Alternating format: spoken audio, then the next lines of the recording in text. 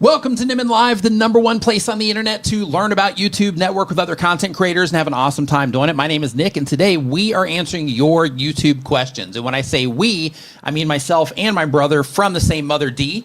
D, what's happening? We've got a whole lot of news today. We have a whole lot of features, a whole lot of news, We have a whole lot of to talk about. YouTube, we often say YouTube giveth, YouTube taketh. Giveth, their cup overrunneth. Yeah.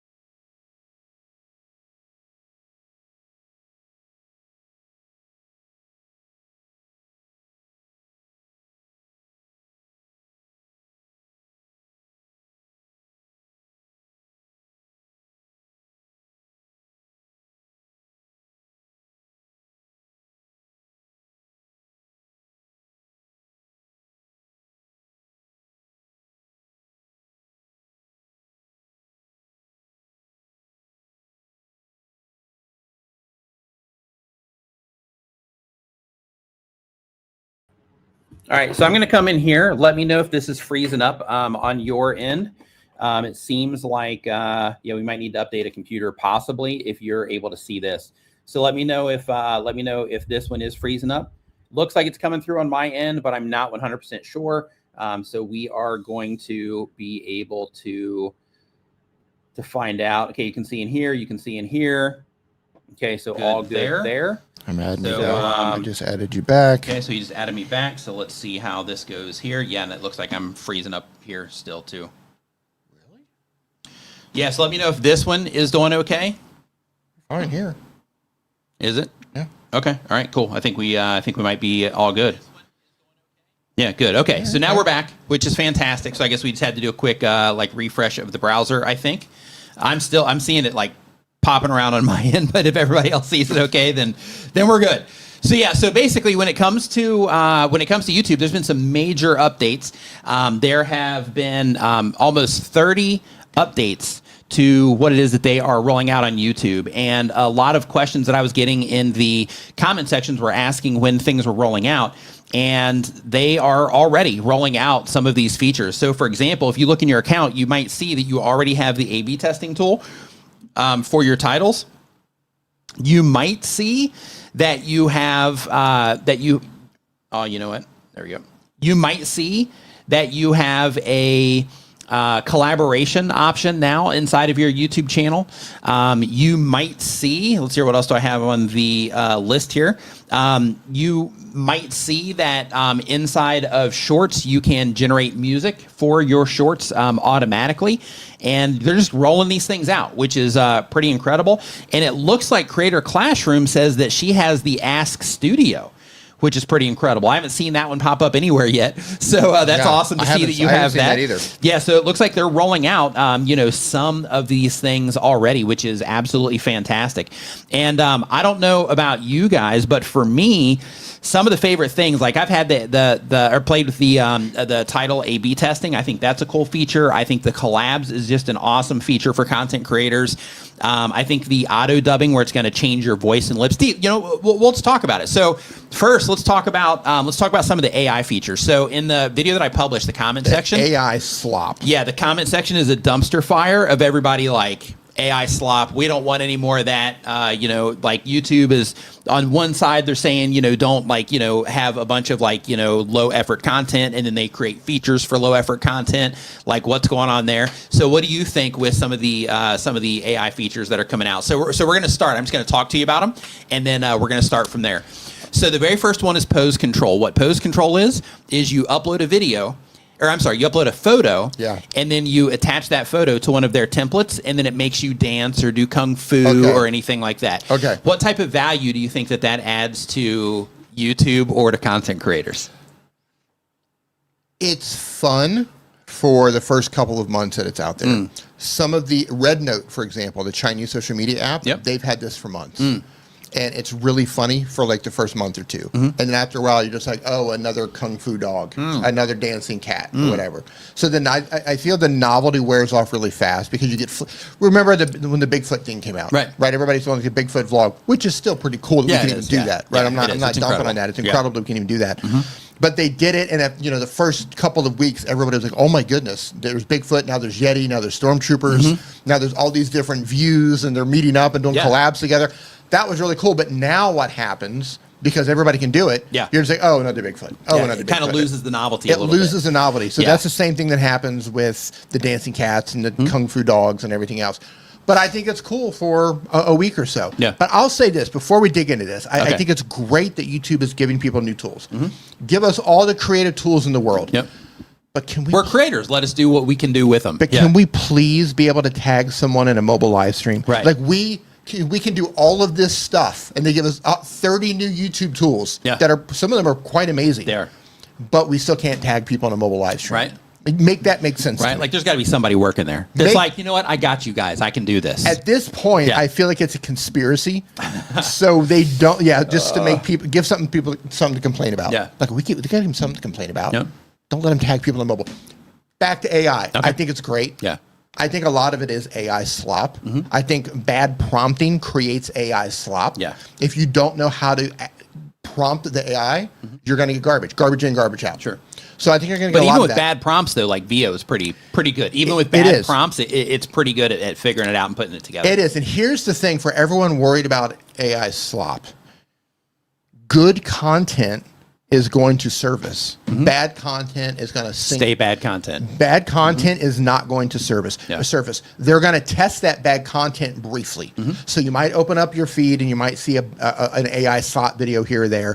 And if it's not good, if people are not responding to it, it's going to quickly disappear. Yeah. So all the bad content is going to sink to the bottom of the YouTube floor where it belongs. Yeah. And the good content's going to float up. So I'm not worried about AI slop. Not worried about it at all. Yeah. Yeah, I think I think with that, I think it's cool to possibly be an entry point to people to where they can, like, hey, I want to be a content creator somehow. I just don't know how to do it yet. Let me just kind of play with this and kind of see what happens. I think it's cool for, that type of thing to give people like a shot at it. And I think also, just like the Stormtrooper thing and the Bigfoot thing, there'll probably be some really creative stuff that comes out of it that'll be entertaining for a short period of time. Yeah. So I think that side of it is also really cool. But I think the big win when it comes to VO is that you can just generate stuff and download it. Yeah. So then you can create like entire stories if you want to, all right there, within YouTube without having to go and pay $250 a month to be able to access, VO through Google AI Studio. Yeah. What he's saying is you can create full video AI creations. One clip at a time. One clip at a time. Yep. And you can download them onto your device and put together an entire story in an editor and upload it wherever you want. Yeah. So I think that's kind of cool that they're giving us the ability to do that. Yeah. AI slop, I'm not worried about it. Sure. I see a lot of people pushing back, but you're not going to see too much AI slop. Yeah. Because if it's slop, nobody's going to respond. Right. Like if it's good AI stuff, then people are going to be like, oh, this is hilarious. Then it's not slop. Right. Yep. Good AI created content. It's just a good movie. You go to a good movie in the cinema or you watch something on Netflix or Hulu or something like that. If it's, lots of AI or if it's CGI or whatever they use to make this, the ships go by and the flying or whatever, you go watch the Avengers. Newsflash, they don't really fly around. Yeah, they don't really have superpowers. Right. Yeah, those are all fake too. Right. They create that stuff using computers. It's the same thing. Yeah. The good stuff is going to surface. The bad stuff is going to disappear. Yeah. So So what about speech to song? So a speech to song, what that is where if you upload a video, let's say you upload a vlog of you going to the store and you're, in that vlog, you're like, yeah, I'm standing here in the aisle, we're looking for something to drink. Then you can send that to turn it into a song. What do you think about that? Yeah. Yeah, I'm at 7-Eleven getting the Gatorade. Yeah. You obviously have more rhythm than I do. I think it's cool. Yeah. I think it's going to be, again, that first wave. Yeah. We're going to get songs on everything. So that first month or two when everybody has access to it, everybody go, oh my goodness, look at these songs. This is so funny. And they paired it with this AI thing. This is so hilarious. Ha ha ha. 6 months later, like swipe. Yeah. Oh, another one of these. Yep. Yeah. I agree. Novelty should go quick. Yeah. Novelty stuff's going to disappear. Yeah, I agree. And then let's see here. So next up after that, then we've also got the Whoa, I got my Gatorade. Ooh, yeah, I got the Gatorade. Ooh, yeah. Not sponsored. So next up, we've got the collab feature. So what do you think about this one? So this one is one that I'm personally really excited about. I think this is a really cool idea. So with this one, what it does is it lets you, like, let's say that we made a video together, then I can upload it to my channel, or you could upload it to your channel. Whoever uploads it to their channel is going to be the person that gets the watch time and the view count for it. But it is going to go out to the audiences for the different channel, and it's going to spread awareness that the other content creators were involved directly through that video. I personally think that one's pretty cool. What do you think about that one? I think it's cool. I think anything they give us it's going to come out weird. Anything they allow us to do to expose ourselves to that did come out weird. To other people. I'm all for it. Okay. All right. I hear the sirens coming. No, I think it's great. They give us more tools to share audiences. I think it's fantastic. Yeah, I think so too. I do think it's interesting that only one of the channels can get monetization from it because they are going to play ads across all of them. Yeah. So I think that's kind of weird, but I'm not going to complain about it. Sure. I think it's cool that we can even do it. Yeah, I think so too. Yeah. So let's see here. So next up, we've got the Ask Studio. So what Ask Studio is you are going to be able, and Creator Classroom has this already, which is pretty awesome. So that means they're rolling this out now, which is great. But with Ask Studio, the thing here is that people are going to be able to just talk to their stats. So it's a chat box that pops up on the screen, and then they can ask it questions about their videos, video performance, things like that. What are your thoughts?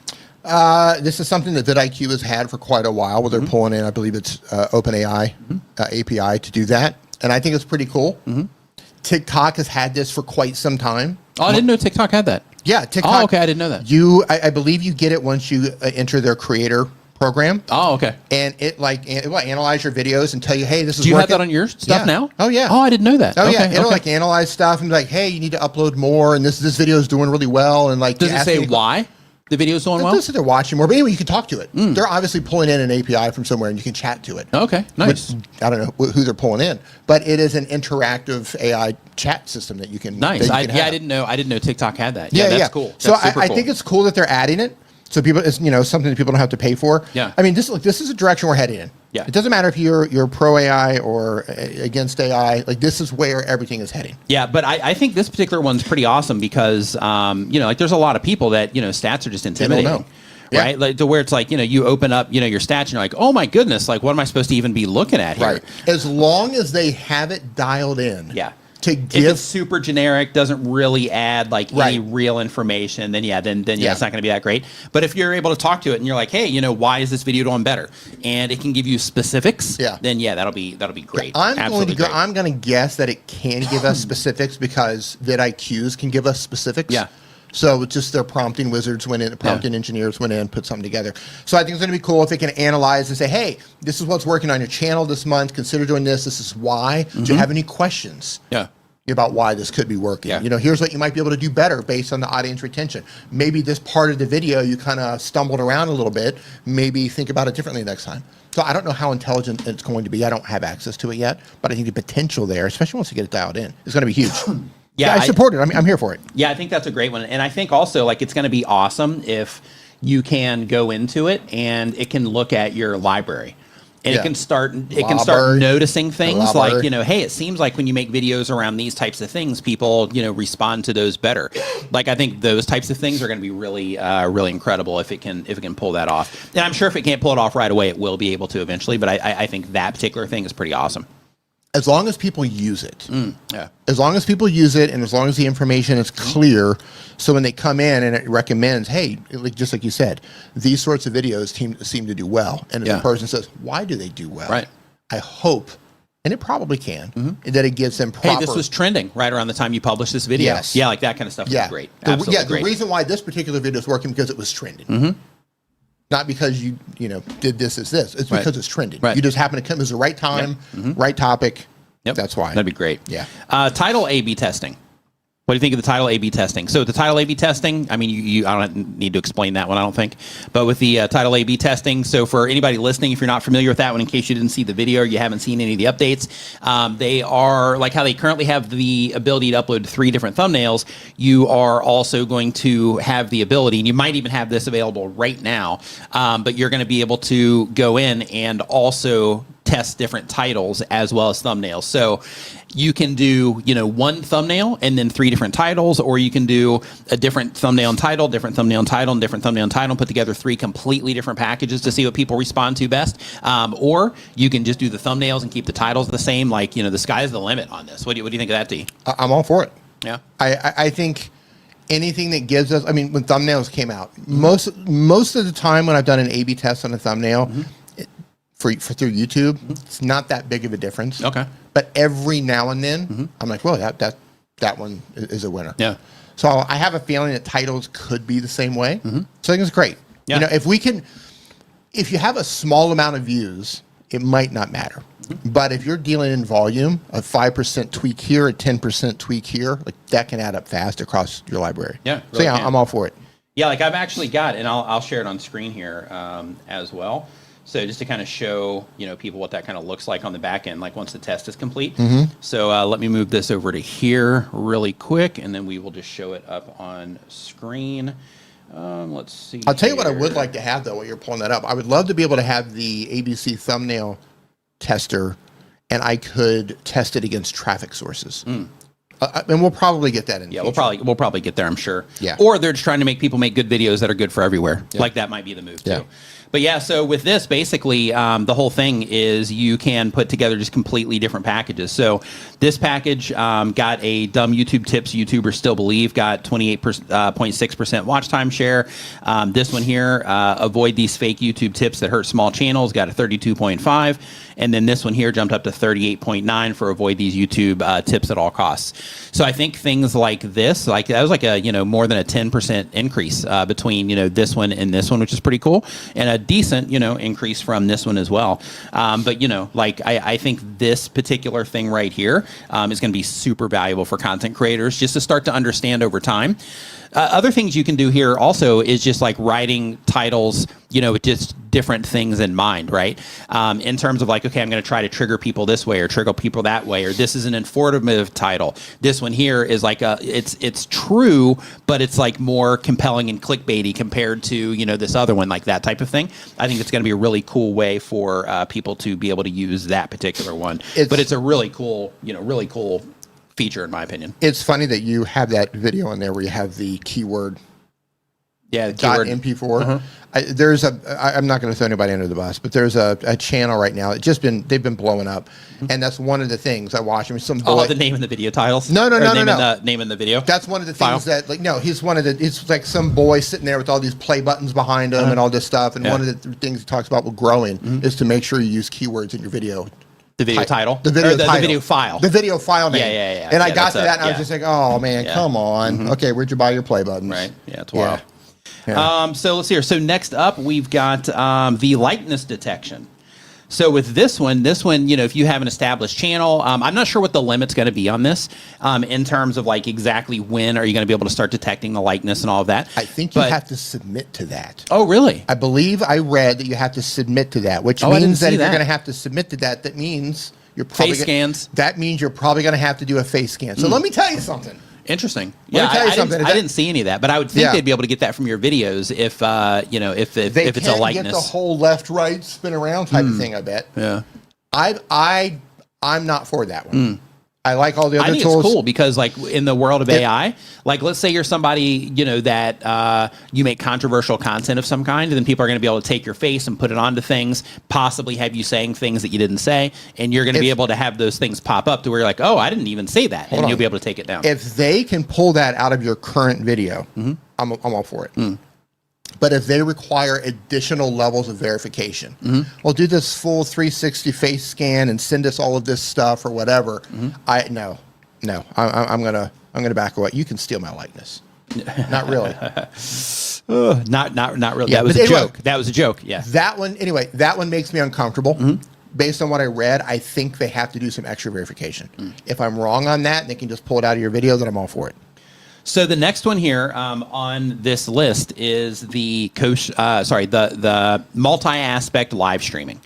What are your thoughts on that? I think that's the dumbest thing they've ever released. Are you serious? No, I think that's great. I was like, oh my gosh, yeah. No. I think that one is absolutely fantastic. So with that one, in case you didn't see the news, No, I think it's great. Yeah. Basically, you are going to be able to go live, and you can go live at a 16:9 aspect ratio, just like we are right now. And then it's going to automatically cut a part out of or kind of reframe or recrop your live stream, and it's going to put it over in the vertical shelf as well. So then, while you're live streaming, you're going to be able to reach people in the vertical shelf and reach people in the main platform as well. So that's going to increase, engagement and view counts, all that stuff, and everything is funneled into one stream. So for example, like if we were to go live into YouTube Shorts right now, then in that particular case, as it currently stands, we have to put in like different stream keys for each place that we're streaming and all that. It's a pain in the butt. The comments have to be managed from both sides and all that. It's a headache. But now, as soon as this feature is available, then everything is consolidated, and I think that's going to be great, absolutely great. Yeah, I think that one is one of the more exciting features. Allows you to stream to two places at the same time for free. Yeah, so you don't have to set anything up. Right. Which I think is cool. There are free ways to do it. There are paid ways to do it. Both of them are great. But the fact that they've just eliminated that for people is like, hey, I just want something really easy. I'm not technical. I just want to be able to go live and show up at two places at the same time. Yeah, and that applies to comments as well. Smoke Shop says comments too. Yes. Yeah, it combines your comments also, so you get to manage everything in one place. I think it's absolutely fantastic. Yeah. I think that's cool. And while we're talking about live streaming, because this one's right up your alley specifically, they have the practice mode for live streaming as well. So basically, this was my idea, and they stole it from me. Yep. Yeah. D had this idea probably 9 months ago. In terms of when you mentioned it to me, and then I built just a very bare bones basic version of that. But so the live stream simulation. So basically, you're going to be able to go live, connect your camera, do all this stuff, and then they're going to have AI chatting in your live stream. So then you're going to be able to feel like, hey, this is what it's like with the live stream. So it's like a flight simulator, but you're not flying. You're streaming. It's a live stream simulator. D's version's better, unless they're rolling these types of things out as well. But with D's version, for his idea, he also had the gamification side to where it throws problems at you. Yeah. And then as it's throwing like a problems, flight simulator. Right. And then as it's throwing problems at you, then you have to troubleshoot on the fly, and you have to do these things, and the stream keeps getting faster, like the more it registers that you're talking to people and engaging with people and all that stuff. AI trobots are coming in saying we can't hear you. And what's going on? Why are they saying they can't hear me? And maybe sometimes your audio is not working. Maybe it is working. Sometimes it is. You got to figure it out. Maybe your audio disconnected. Yeah, I think that would have been fun. And he started working on it, but it was just kind of too complex. But it's a flight simulator, but for live streamers. Yeah, super cool. D's version would always be better. Absolutely. That's what I'm talking about. Absolutely. And we talk about this all the time. I am a strong believer that as soon as you speak an idea, as soon as you have an idea and you communicate that idea, I feel like somewhere in the universe it's getting picked up somewhere. Yeah. There's some big satellite that's like, oh, there's an idea. I don't know, Let's man. distribute this. Maybe. I don't know. I just feel, because it always works that way. I feel like as soon as you have some idea. That's why taking action on stuff is so important. It is. Right? Like if you don't take action on the thing that you come up with, somebody else is going to take action on it. And it always happens around the same time. Yeah. So that's why I think there's like some, not to get all weird, but I think there's just some weird. Weird. It's too late. You put some thought up into the universe, and somebody else is going to grab it. If universal you don't. consciousness. Yeah, totally. Yeah. Or maybe the thoughts get sprinkled. Yeah. Like little thought fairies. Yeah, they come out. They just come from the universe. Yeah, little idea fairies come in, like tooth fairies. How they're going to come in and take your teeth. Little thought fairies come in while you're sleeping, and they plant little thought dust over our head while we're sleeping. And like 12 people wake up the next day with the same ideas, and then one of them. And it depends on who takes action. Maybe nobody, and if nobody does it, the universe is like, "Hey, we need this," so it goes out and sprinkles it a little bit more. Right? Yeah, maybe. Yeah, we need to send out a second wave of thought fairies. Yeah, because the first wave, nobody took action. Go get them, boys. Go get them, or girls, or girls. Go get them. Go get them, fairies. Go get them, fairies. Put your little wings on. Yep.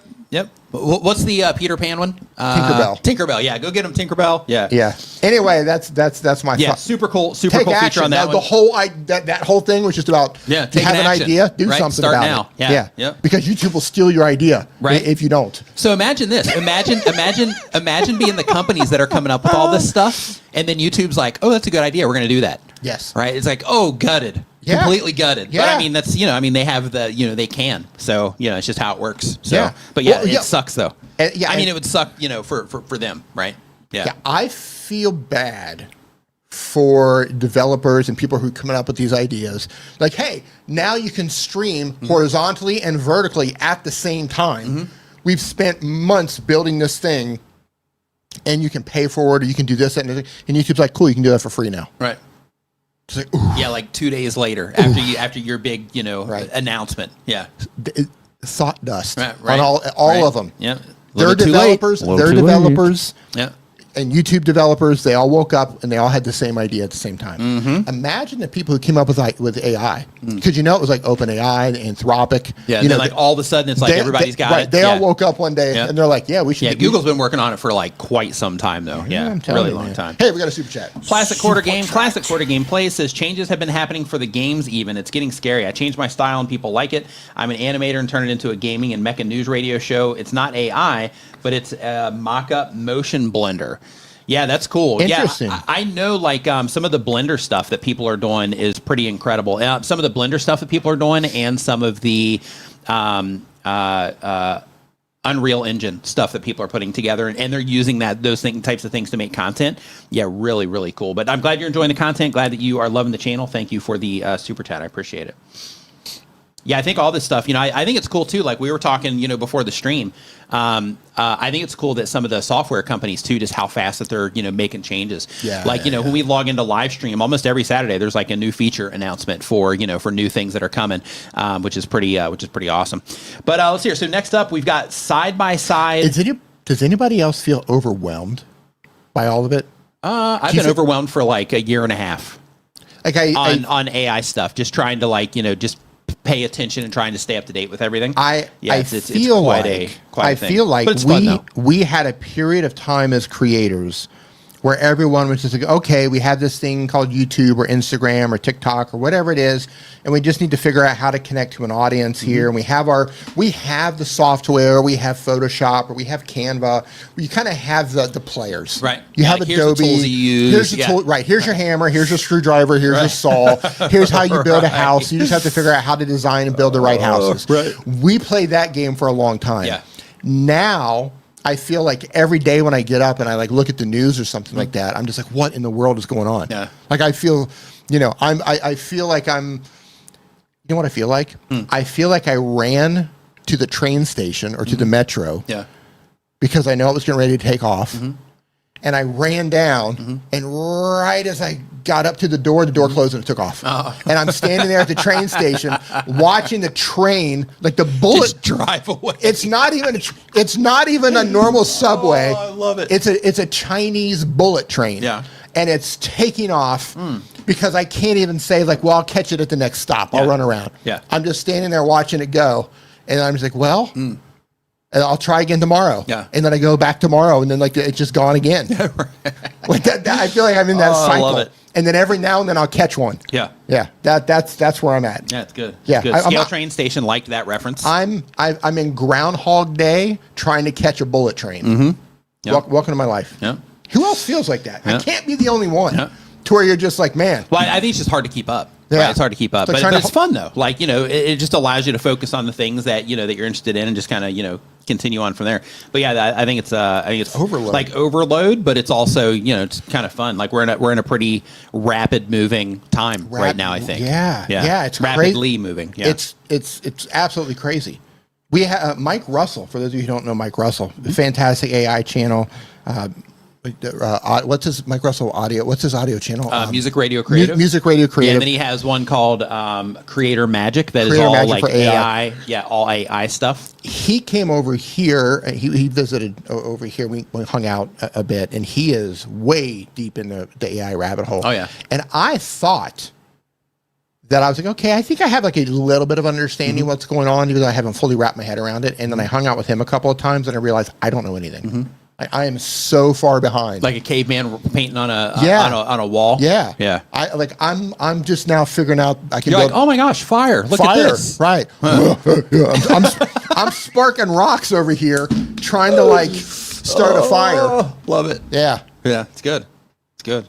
But now you're on it though. Like that kind of lit the fire though. Well, and it did. then now since then, like in a very short amount of time. Since then, I started a fire. Right. Since then, Dee's like, down this rabbit hole on like faceless content. He started like a TikTok account, like his like every video on that channel is over like 100K, right? Like one of them's over like 1 million, views. 1.4 million. Yeah, now. 1.4 million. Yeah, like he's just crushing it. So he took the information and ran. But like what, 15,000 followers in a week. Yeah.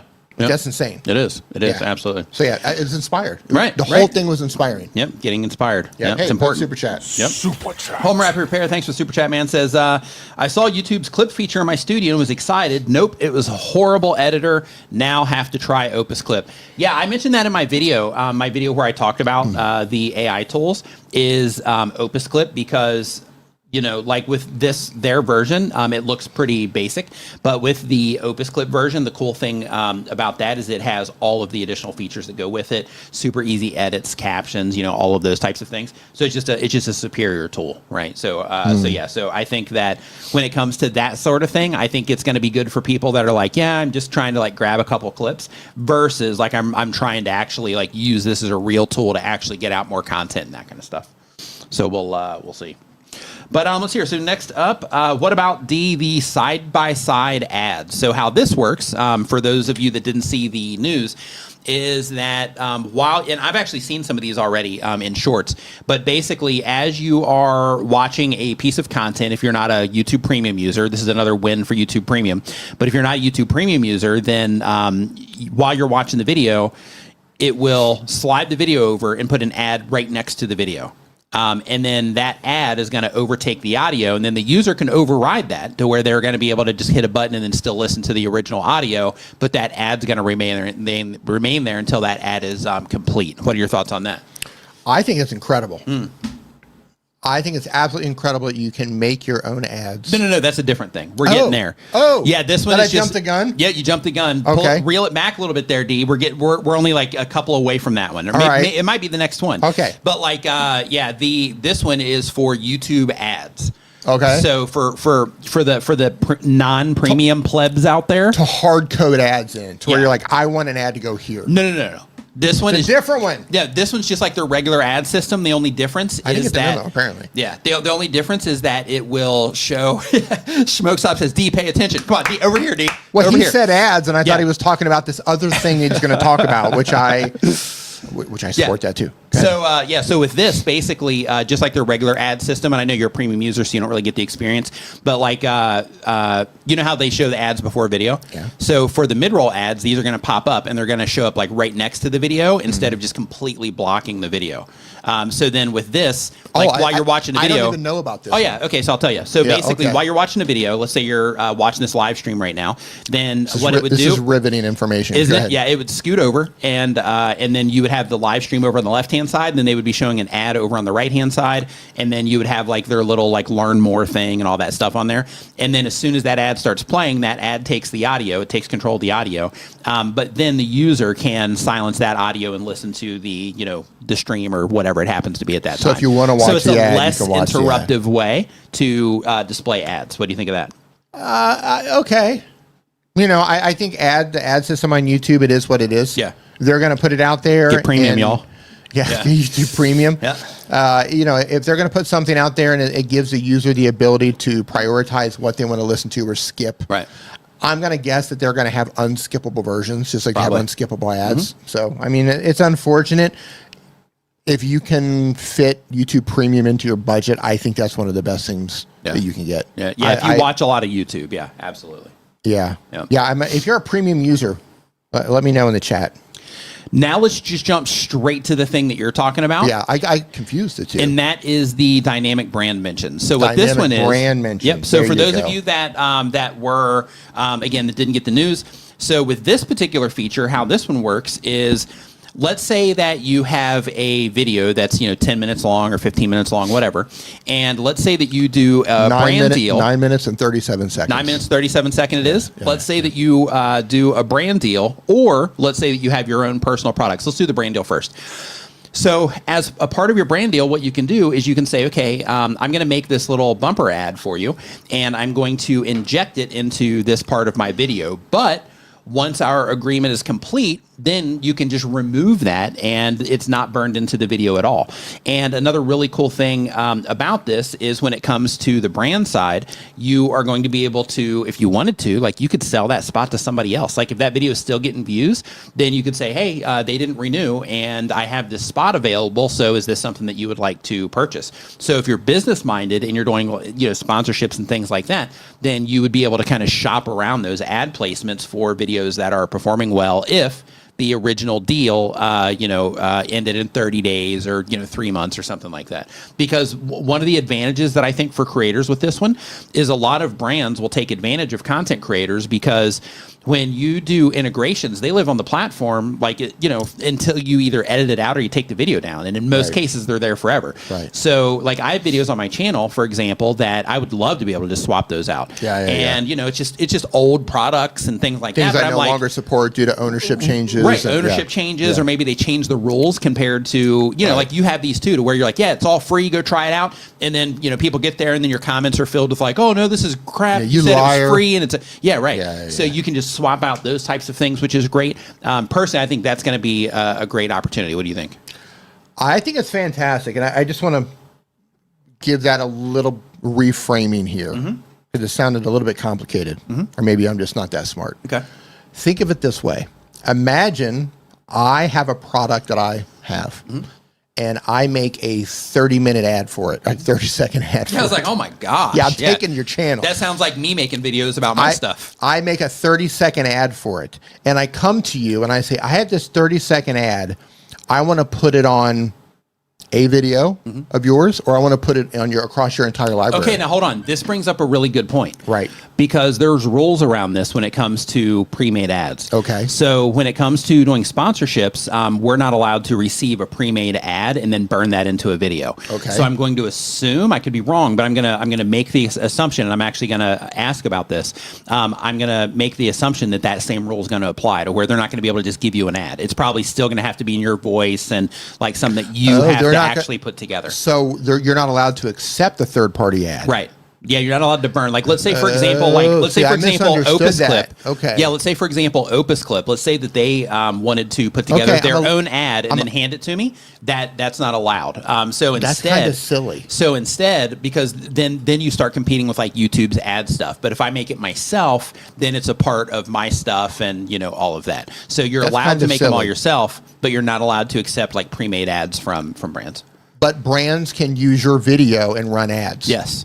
Yep. But you can't do it the other way around. Right. Okay, I'm a little less excited. Yeah. I think it is good. But here's what you can do, though. Here's something to get excited about. But go ahead with your thought. I think it's good because you can now sell that as a package. Yeah. You can say, I will make, if that's the case, where you can't accept their ad. But you can make one video and insert it in all your library like you were talking about, though. So I'm just like, okay, I want you, I'm going to pay you to make a 30-second ad for my product, and I want you to put it across all your videos of your library. Yeah. You can now charge a premium for that. Yeah. Where before it was like, well, here's a sponsored video, or here's 3 sponsored videos. Now I want to purchase ad placement in all of your videos for an entire month. Yep. So you can charge quite a premium for that. I think that's incredible. Yeah.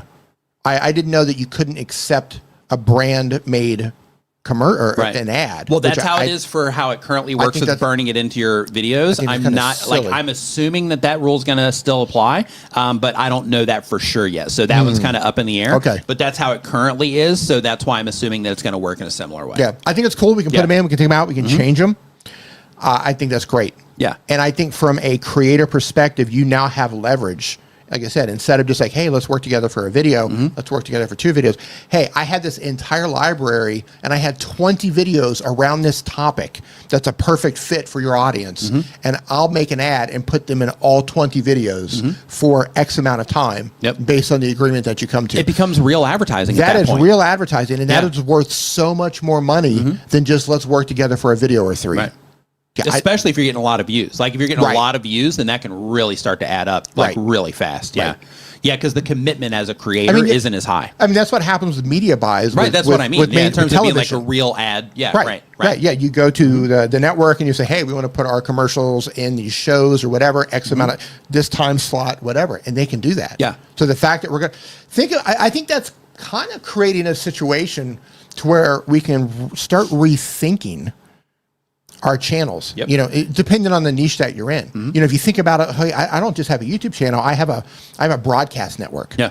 I have a broadcast network, and now I can rotate ads throughout my entire library in my broadcast network. Yep. That's powerful. It is. So now let's take it up a notch. Yeah. So for those of you that have products that you offer or you have services that you offer, like let's say, for example, David Matney, he's in here right now. Yeah. So for a situation like David Matney, what he can do is for his real estate services, he can say, okay, all of the videos that I'm targeting everything that's specifically locally, for all of those, I'm going to make an ad and I'm going to just put that ad into specific slots there on videos that are getting views. And technically, he could just let them start getting views first, and then put the thing in there right after he's got some information back on that video, and then he can insert those ads in there. And then if David changes his phone number later, or he moves his office to where it's in a different spot, then he can just go in there and update those ads. Because we all kind of know David's on the run. He changes his office. Right. He's like, let me go over here. Okay, now I'm going to go over here. Yeah. David's always in the run. Yeah. Changing his number, different identities. That's David funny. This month, Davis next month, Chris next month. But for those of you that have like digital stuff, you have like coaching or courses, anything like that. That's also going to be great because in that particular case, you can make ads for it, and then you're like, okay, well, we went through the launch on that, and now the hype's kind of died down on that. So let me swap those particular videos out for the next thing that I'm working on, or for this new update that we're doing to it, or maybe because it's not burned in, maybe you're like, you know what? After watching that video, after it's been on there for a little bit, it's not converting, as well as I thought. So let me make a different video and put it in there and see if I can increase the conversions that I'm getting from this based on this new way that I'm going to be putting the video together. And it's going to give you those types of options too, to where you can be like, hey, this just isn't working well. So let me see if I can make a version of it that is going to work well. I suppose in theory, using that for your own videos, let's say you have a video that's completely out of date.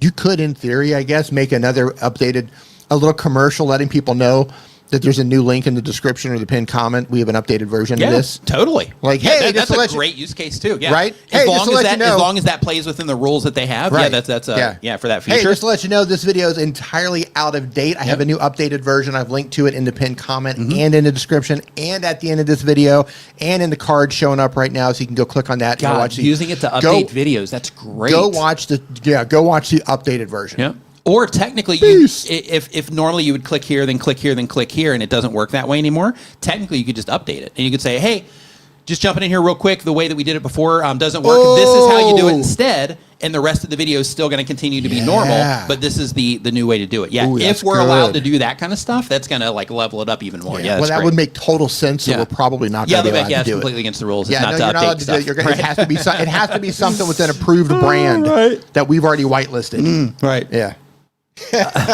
So that particular one is one of the ones that I'm most excited about, and I hope that everything works the way that it seems that it's going to work, because I think that if we can start making those types of offerings, I think it's going to bring a huge opportunity for brand relationships, and I think it's also going to be a huge opportunity for bringing awareness to anything that we create or anything that we offer as a service. And we can put those on our old videos. To my understanding, yeah. We'll see once it actually starts coming out, but to my understanding, yeah. We're supposed to, I think, which is pretty powerful. Yeah. So if you have some old videos, there's like, they're still getting views. Maybe they're relevant, maybe they're not relevant. Yeah, you can do something with that. Yeah. Which I think is really powerful. Yeah. That might be the most exciting in terms of just overall possibilities. Yeah. Yeah, to my understanding, Mini Scene Shibi says, can we add them after, like to a video that we uploaded a year ago? To my understanding, we're going to be able to, but I don't know 100% for sure yet. So, but to my understanding, yes, and I fingers are crossed. But it's not out yet, so you don't really know until it actually comes out, because sometimes things change. So, classic quarter here. Wiggy, the answer is yes. We believe so, yes. Classic Quarter Gameplays, thanks for the super chat, says, I did promotion video, was very short and very friendly, but rejected. I think because I used my YouTube avatar as an animation promoting my mugs. Yeah, it could be. Like they might have just not seen it as an actual ad.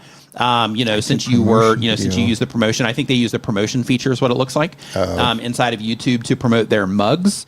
So yeah, it could have been that. It could have been that, maybe the path to actually download them, or not download them, but to actually order them might have been complicated. But yeah, when it comes to, ads and promoting stuff, you have to get approval for some of that stuff. So when it comes to the features, here's another one. D. Hold on. David Matney, thanks for the super chat. Chris Matney this month. Thank you, Chris. Did you say Chris Matney? Great idea. Thank you. Changing my name now. Changing offices. But what do you think about the auto creating videos for podcasts? So with this one, so basically what this is there's a lot of people that upload audio only podcasts to YouTube. Okay. So what this is going to do is when you upload an audio only podcast, it's going to make videos for your podcast so that it's also a video experience. What do you think of that one? I think we are a ways away for them to do something successful with that. But it depends on the level of create. Like if they're just doing, hey, we're just going to do like some, audiogram, or we're going to do something, But if they're trying to like put people to, some lip sync, syncing thing. Well, I think they're going to do like VO, to where they're going to kind of like build scenes around what people are talking about. Is what I think that's going to be. We'll see. Yeah, I've done a lot of experimentation with trying to get AI to create long form video consistently, and I think we're a ways away from that. It doesn't mean they're not going to get there. No. But a short form video all day long. Long form, you upload a podcast that's with this 30 minutes long, and it's not going to try to make a 30-minute video. It'll make a bunch of clips throughout the conversation. Well, I know, but still, to get a consistent something that's worth watching. Right. Yeah. Now it could be that it creates different stuff, which could be fun to watch by itself. Right, like, oh my gosh, what's this going to make for this conversation? Yeah. Right. What's the next 10 seconds? Oh, an octopus. I didn't expect that one. Right. Yeah. So I think that is either going to be really fun. Yeah. Or it's going to be a ways away before we're like, oh yeah, that's really cool. Yeah. But it could be something simple. Like we're just going to put some moving thing and an audiogram and maybe a couple of things coming in, or I don't know. We'll see. Yeah. I mean, it's YouTube. Yeah. The example that I gave in the video for this one is like, I would be curious what it would make for podcasts. Like, let's say you do like a true crime podcast. Like, it's not going to generate all that stuff. Okay. Now. Right. Like, where's the line? Because then it has all the safety things and all of that. So those types of things are going to be really interesting. Okay. Now let's talk about this for a second. If you upload an audio-only podcast and it's going to create a video, surely to goodness, we have to approve that video. I don't know. No idea. I would guess, but I don't know.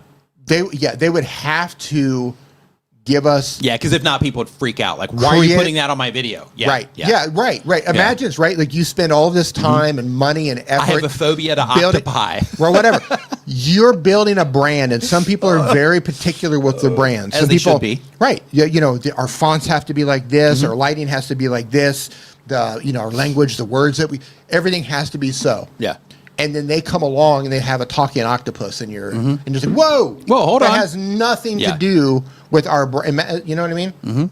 Or, let's say you're a creator of color and you're putting a podcast in there and all of your people are white that they just did a podcast on. And they're just like, what? Right. And that's exactly the sort of thing that would happen. Sure. You know what I mean? So surely they're going to give us the ability to approve that. Run it again. Run all the clips again. I'm not happy with it. So we'll see. I think the potential is there. A little bit shaky on that one. Yeah. Okay. But let's see how it pans out. So what about this one? So they are... You just got them coming. So they're going to do another one that is like, let's say you upload a video, and in that video you are talking about, we'll just say Opus Clip.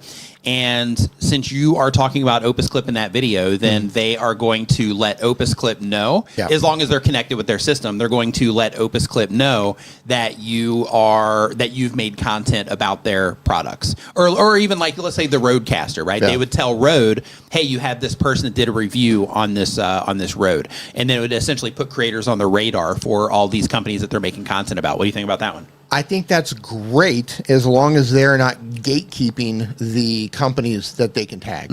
which I have a really bad feeling that they're going to gatekeep the company. Yeah, it's going to be these major organizations. Yeah. If you tag Walmart, if you tag Walmart or these companies that spend a lot of ad revenue with us or whatever, I think that's going to narrow that down to where it's not going to get that exciting. Right. But if you could register, like if Dave Matney could register his real estate company, and then I was talking about his real estate company, and then it would notify him, like that would be incredible. That would be incredible. Yeah, so then it would apply to everybody and not just the major gigantic companies. Right. Yeah. As long as they're not gatekeeping who can be tagged, I think it's awesome because pretty sure they're probably going to gatekeep that. Right. Though. Because if you're making a product about, a tool, but I'm using this, especially, I'm using this DeWalt drill. Yeah. And maybe you have a whole channel where you're doing home repair stuff and you're using a lot of DeWalt products.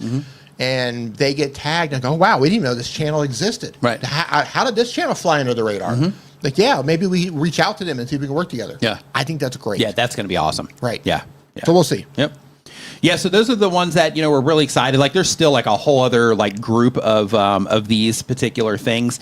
Some more AI stuff around stylization, of the content, things like that. Oh, here's one that I would like to know your opinions on: is the edit with AI. So with this one, how it is for vertical content. Okay. You're going to be able to upload a bunch of clips. So I'm not sure what the clip limit. I don't know if they're going to limit it to 10 clips, or I don't know what they're going to do there. But you're going to be able to say, hey, here are my clips. It'll be less than you need, but go ahead. It'll be half of what you need. Right. But you upload all of your clips, and then it says, okay, here's your edit of these clips. So it's an auto editor, essentially. Yeah, I think that's cool. I mean, we've seen plugins like this already, like Autopod for Premiere Pro. Yeah. Premiere Pro. Yeah. Premiere Pro. And if you're unfamiliar with what Autopod is, and there's a couple of plugins like this now, to where you can, and there was an app for a while. I don't know if they're still around that did this as well. Autovlog, I think it was called, or something like that. Right. Yeah. So the idea is if you have talking head content or anything with spoken word, you put all of your content into the timeline, and then AI, and you can dial it in. You can say if there's a pause longer than this particular time frame, then cut that out. Yeah. So it will go through and do all of the edits for you. And the idea is when it's finished, all you're left with is a timeline full of good audio takes. So you don't have to go through and trim everything. It cuts out all the pauses. I think, if I'm not mistaken, I think Autopod, you can even go through and have it look for filler words like ums and ahs and cut those out. It essentially does some of the first run of editing for you. The rough cuts. The rough cuts does that for you. I think that's great. As much as I want to be the old man saying, get off my lawn, But you literally say, get off my lawn. I literally say, get off my lawn. Yeah. No, as much as I strongly believe. And really quick, we're going to start answering YouTube questions here in just a minute. We're just getting through these because I think this is important to talk about because these are all new things that we're going to be using and faced with. Yeah, and Doug says that Descript does this already. Recut does that, but it doesn't take out the filler words.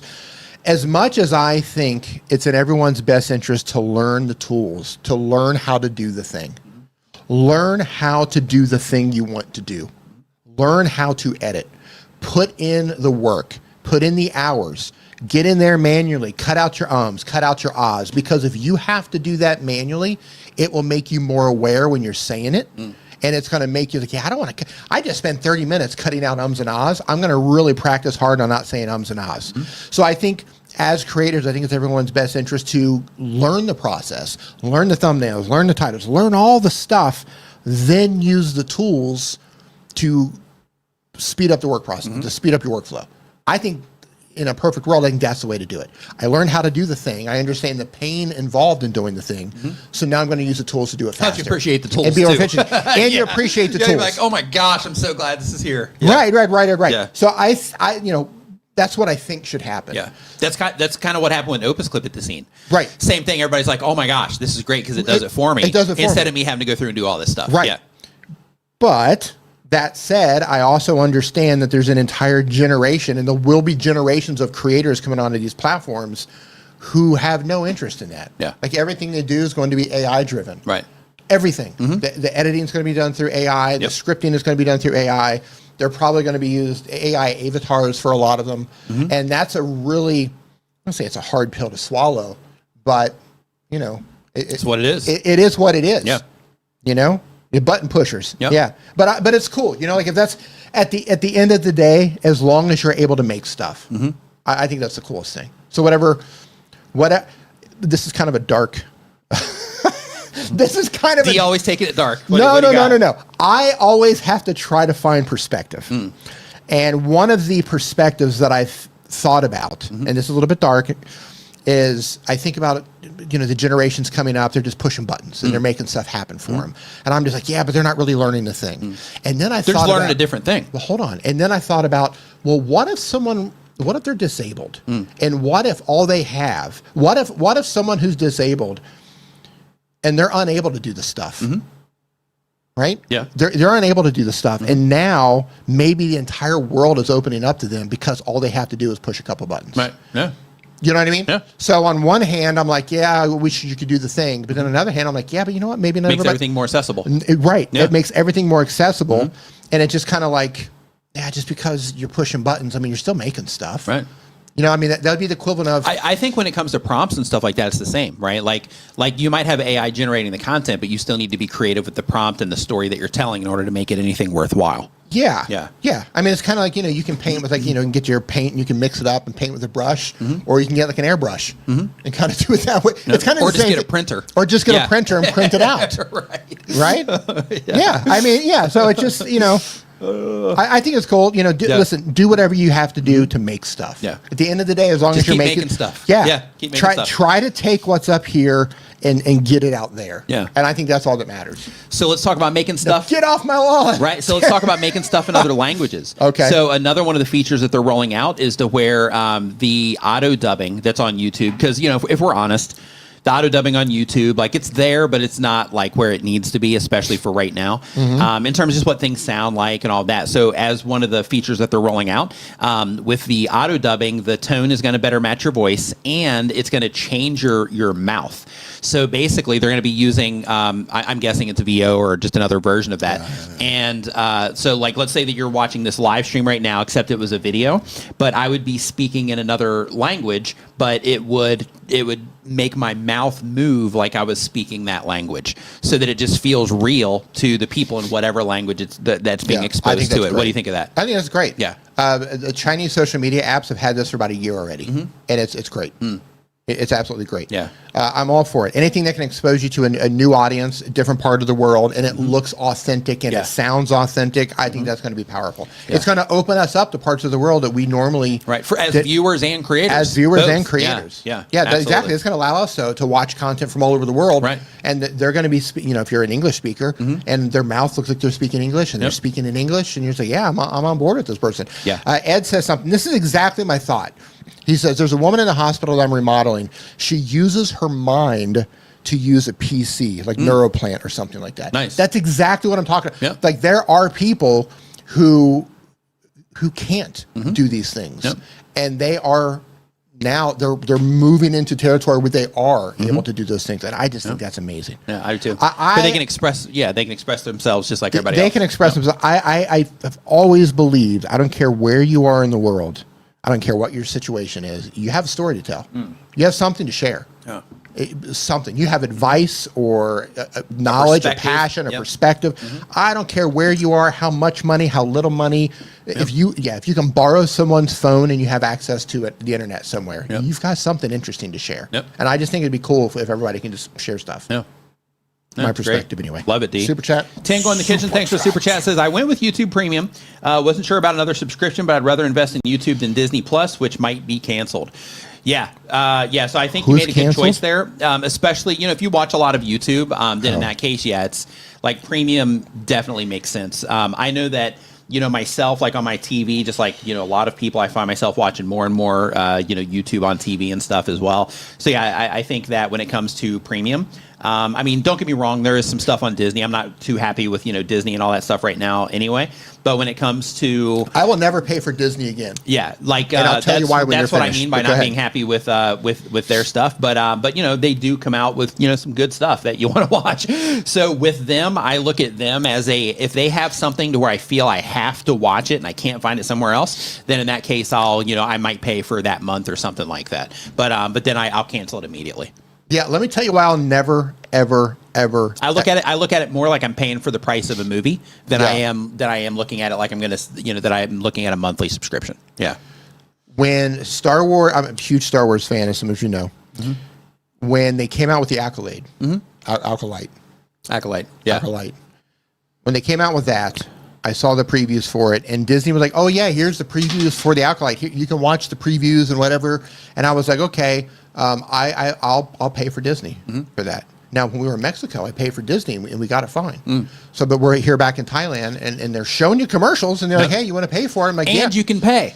And you can pay. Disney allowed me to pay. They showed me the commercials. They showed me everything that I would get. They were here. Yeah, we know you're in Thailand. You can do all this stuff. They allowed me to pay, and then I paid. And guess what? Oh, you're blocked from this region. You can't watch any of our movies after you paid. They do have a Disney Thailand, by the way. I know, but I'm saying they do have a Disney Thailand. Right. Yeah, so they do have that, but you have to access it through like Thai stores and stuff like that. Which blocked. Took my money. Blocked. Sorry, you can't watch any of our movies. No. So hold on. You showed me your stuff in English. You could take my money in this region. You took my money in this region. Right. And then as soon as I paid and I came in here to watch the opening, the first episode, you won't let me watch anything. Are you serious? Right. So never again. Yep. Yeah, that was it for me. So a few things, just some housekeeping items that we're going to cover here really quick before we get into the YouTube questions. Really quick, they pick up on the VPNs over here. Yeah. For Disney. I don't know how they do it, but anyway. Go ahead. So first, if you do have a question, go ahead and get it into the forum. I'm just going to paste it right here in the chat. If you are watching from somewhere that's not YouTube, make sure that you just go to nickniman.com/ask. It will just put you right into that same exact form. And we will get you answered, your question answered on the stream today. And let's see here. What was I getting ready to say? Oh, yeah. So for some housekeeping stuff. So what we've got here did a lot of stuff. The very first thing, I should have done all this a little bit earlier, but I just wanted to get into the conversation about the updates because it's pretty cool. What up, AJ? But the very first thing is that Vid Summit is just a few weeks away. Vid Summit is happening October 7th through the 9th. So if you're a content creator that takes YouTube seriously, you're trying to be a full-time content creator, you're trying to make YouTube like a serious side thing or a side hobby or something like that, Vid Summit is the place that you want to go to. It's the _1 conference for YouTube content creators. It's happening in Dallas, Texas, October 7th through the 9th. You can find out information at vidsummit.com, and I'm going to put a link to that right here in the chat.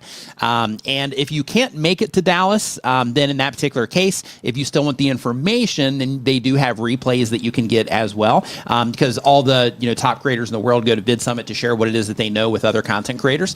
So it's just an amazing place to go and just really learn a ton. But if you can't make it, then you can get the replays. But if you can make it, I recommend that you do, because the knowledge is great, but the vibe at Vid Summit and the networking at Vid Summit and the inspiration that comes at Vid Summit and all the conversations that are had that aren't even a part of the actual presentations themselves are also phenomenal. So I recommend that you do get there if you can. But again, that's happening October 7th through the 9th. In addition to that, for those of you that have a Macintosh computer, a Mac computer like this one, right? I went old school. Yeah, for anybody that has an Apple computer, like a MacBook or something like that. Macintosh. And you're also using the new Creator app. With the new update, they have the new iOS 26 update. They have a feature now to where you can mirror your device into your computer, and then you can actually use the stuff on your computer as well. So if you are somebody that's like, hey, it would be cool if I could also use some of this on the computer while I'm working on the desktop version, that you're going to be able to do that anyway, you can go ahead and start doing that now. So if you want to go in and add your video ideas or plan your content out or test your thumbnails before you upload, anything like that, as long as you have a Mac also, then you're going to then you can also do that as well. And if you don't know what the new Creator app is, New Creator is an app that I made for YouTube content creators. It has all types of features in there that will help you with your YouTube journey. I have a graphic right here that tells you a little bit more about it, but you can find out more information by going to newcreator.app, or you can click on the link at the top of the chat right now and go check it out for yourself. But if you're a YouTuber and you have an iPhone, it's definitely something that you want to check out. And so as we get into the questions today, I do want to let you know for the questions here, it is completely free thanks to our sponsor here, Opus Clip today. Opus Clip is the industry-leading clipping tool. So if you are trying to repurpose your content, maybe publish to other platforms that you haven't been able to publish to, but you've wanted to, or where you're like, hey, I would love to be able to take my longer form content and just take clips out to where I can start using shorts a little bit more, or maybe I want to take long live streams kind of like we have, and then I want to make those mid-form clips to where I can upload landscape videos to either another channel or my main channel to stay more consistent. Opus Clip also makes all of that stuff available, but you can try that out for yourself at tryopusnow.com. And you can also go to opus.pro, but if you go through tryopusnow.com, then that will also give me a affiliate commission as well, just so you know, and I would appreciate that too. So your call, whichever one you want to do. And so let's get to some questions. Let's get into those questions. Yeah. So the very first question that we have on the list here is from Wiggy the Chess Man. Oh, wait, before we go. How many people here are using as Learn Spanish World says, I'm using Opus Clip as I speak. Nice, love it. How many people here use Adobe Premiere? If you use Adobe Premiere, just say me. Because I just found some stuff. So I was working on ads for a new creator. Okay. Man, the last update, they have tons of new effects and audio stuff, Premiere? And it's pretty incredible. Really? Yeah. So for those of you that are using Adobe Premiere, make sure when you get the chance, because we all have our kind of go-to stuff, right? Like in the effects panels and all that. Make sure that they've got, I think it was something like 90 new updates inside of Premiere. 90? Yeah, it's huge in terms of each individual thing. But yeah, in terms of your video transitions, audio, transitions, any of the audio processing stuff, those types of things, just make sure you go look in those areas because they have some really cool stuff that just kind of levels up the whole thing. It's really, really cool. And Chance here says Film Riot got bought by them. Oh. Film Riot got bought by who? Okay, I didn't know that. That makes tons of sense. Okay, that's cool. What happened? Yeah, Film Riot, I guess, got purchased by Adobe. Yeah, that's cool. Film Riot got purchased by Adobe? I guess so. That's what they said. I don't know. But that's what Chance mentioned here. Yeah, that's pretty cool. Interesting. Nice. Love it. Yeah, but anyway, just check that out. I just wanted to mention that. It was in my notes here, but I just forgot to mention it earlier because we got caught on the conversation about the AI stuff. Okay, so the very first question here is from Wiggy the Chess Man. They upload when they have time, but on YouTube for 1 year or more. They do tutorials and review content. The goal of the channel is to teach others. And they say that their question is technical advice about getting that perfect audio. So, D, this is going to be your department. I don't have perfect audio. Says, I've been making videos for quite some time, and I've been striving to improve in all areas. However, audio seems to be the tough one. If you struggle with audio, if you're watching this right now, just say me in the chat. But it says, I've expanded with phone built-in mics, cheap USB-C lav mics to DJI lav mics, and finally USB microphones, such as a HyperX Quadcast. Naturally, I'm seeing an improvement with my videos, but I'm still not hitting that real clean, clear YouTuber quality that I see YouTube sensations such as yourself hitting every time. Is there an industry standard for YouTube that we should be setting all of our volume levels to in an editor so that our videos, including mic and background music, will be in line with most content creators? Finally, if we want to repurpose our content to shorts, YouTube Shorts, TikTok, and Instagram, would they follow the same standards? D, take it away. Yeah, there's a couple different ways to approach this. Yes, there is an industry standard, and it should be -14 LUFS. So that's going to have to be a rabbit hole that you're going to go down. You can also just look at the dB levels, and that's going to be somewhere between -6 and -12. That's kind of like a general rule. That being said, YouTube is going to make adjustments on their own. So here's what I recommend that you do. Go look for Mike Russell's audio. Mm-hmm. What's his audio? I can never remember. Music Radio Creative is the audio Music channel. Radio Creative by Mike Russell. Mm-hmm. Or go look up Podcastage by Bandrew. Both of those guys have some amazing videos on how to set up your audio correctly. Because I still use Mike Russell's process from 11 years ago when I started making videos. Right. Yeah. So there's a whole process that you can go through. There's EQ, there's compression, there's limiting, there's noise gates, there's de-essing. There's all these different things that you can do. And there are free tools to help you do this. That being said, Adobe, and you can use this for free to a certain degree, and I don't know how many times you can use it or how long of a clip you can use it for free. Adobe has, I think it's called Adobe Enhance.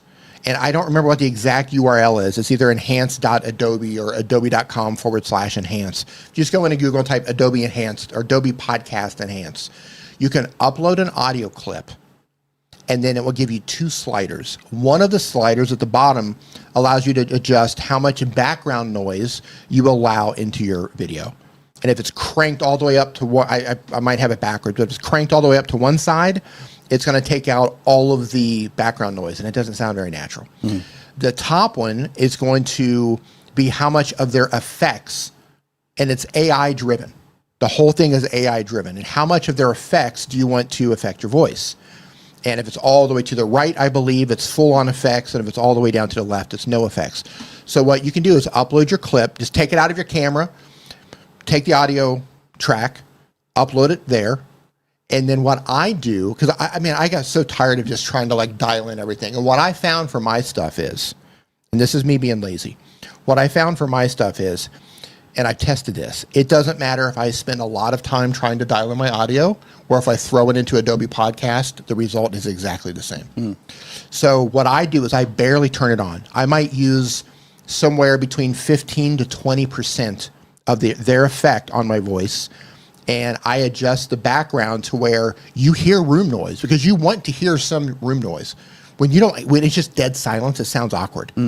So I want some room noise to be in there. And I just kind of, I just use it just a little bit, and it adds compression, it adds EQ, and it gives a little bit of life to your voice. So you can try that if you want to do it the easy way. If you want to go through it the hard way, you can go watch Mike Russell or Podcastage and watch their tutorials. Both of those guys are fantastic at putting that together. Yeah, so I'm going to share with you, I'm pretty sure, like it's been a long time since I've looked, but this video right here, I'm dropping it in the chat. This video was uploaded by Mike 13 years ago. Yeah. And this is the process that I still use. I mean, it looks like it. I just did a quick skip through, but it looks like it's the process that I still use. But with this, it is Adobe Audition that this is all happening in. So it's a manual process that you go through. But with that, that I've been using that particular process for a really long time now. There's free software out there called Audacity. He's got videos on that too. Okay. Yeah. There's free software out there called Audacity. So he has videos on Audacity. You can do everything in Audacity that you can do in any of the other editors. It just doesn't look as pretty. It just looks, it's free. They just kind of made it here, bare bones stuff, but it does the thing. Yeah. It does what you need it to do. So, there's stuff that you can do, but it's usually based around the main things, I think, would be EQ and compression. Yeah. Those are probably the 2 main things. So there you go. All right. So next up on our list, hopefully that was helpful on the audio side. Check out Adobe Enhance Podcast. Yeah. That's what I've been using. I've been using that, and it's just it takes the guesswork out. It just takes the guesswork out. It's like, I don't want to spend all this time doing the thing. It just let it do it, and Yeah, there's another thing too, because Adobe Podcast Enhance, it doesn't give it to you in like the right LUFS and all that stuff. So there is something inside of Audition that you can do where if you load it into a multi-track inside of Adobe Audition, then you can just right-click it and choose Match Loudness, and then you can choose -14 from a drop-down, and then it will go ahead and get it all sorted for you there. Yeah, Ron's Trains and Things says, I use Audacity for noise reduction, compression, and normalization. Yep. That's all you really need. Yeah. That's all you really need. A little bit of EQ, a little bit of compression, some normalization, noise reduction if you have a lot of noise going on. If you need to get rid of a hum or the air conditioning or a fan or something like that.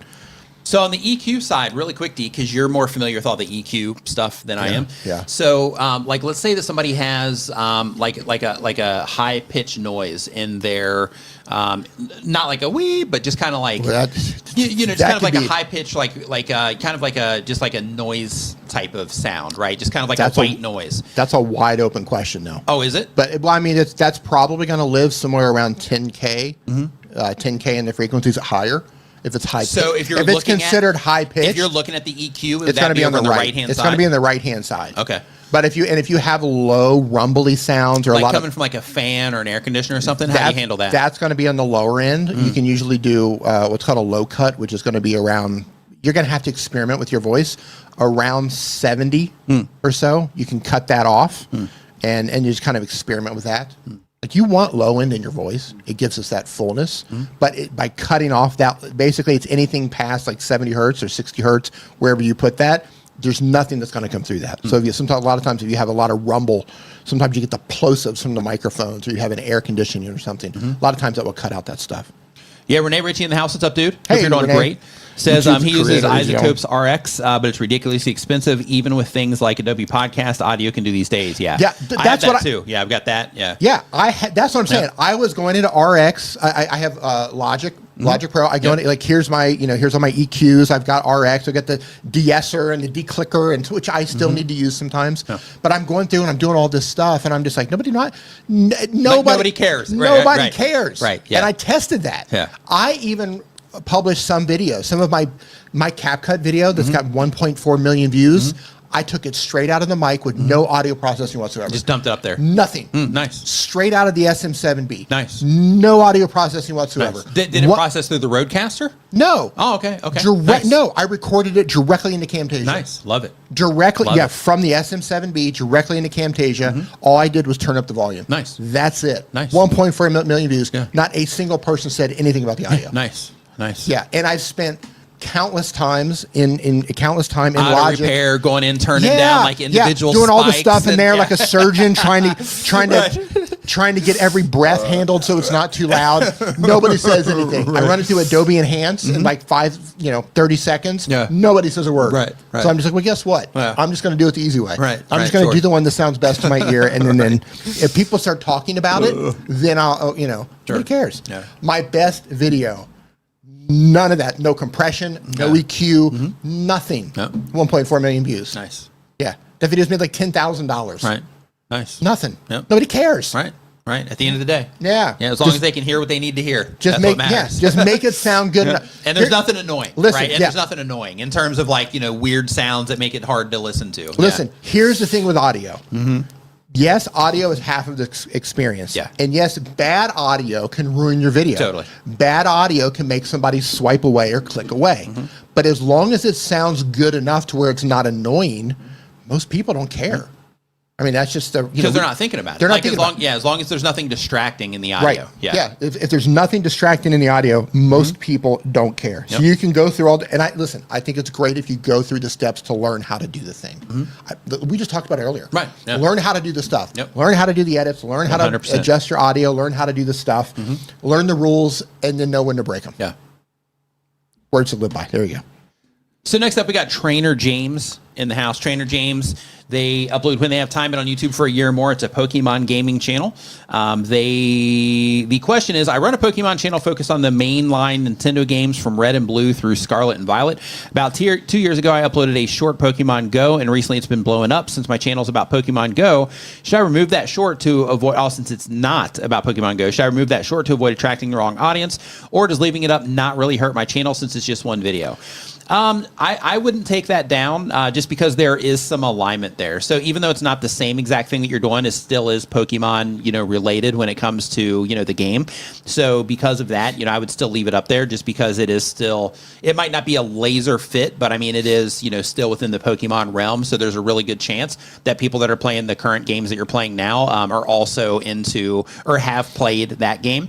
And a really good chance that the people engaging in that short, if they're playing that game, maybe you can introduce them to some of the other stuff that you're playing. So I would say that that's probably close enough to not really be concerned about that at all. So Renee said if anybody has any questions about the new features, to let him know. Yeah. We were wondering, Renee, about what's that ad feature called? What's the name of it? Can't remember the name of it off the top of my head. Where essentially we can make our own ads. And the dynamic brand mentions. Dynamic brand mentions. Yeah.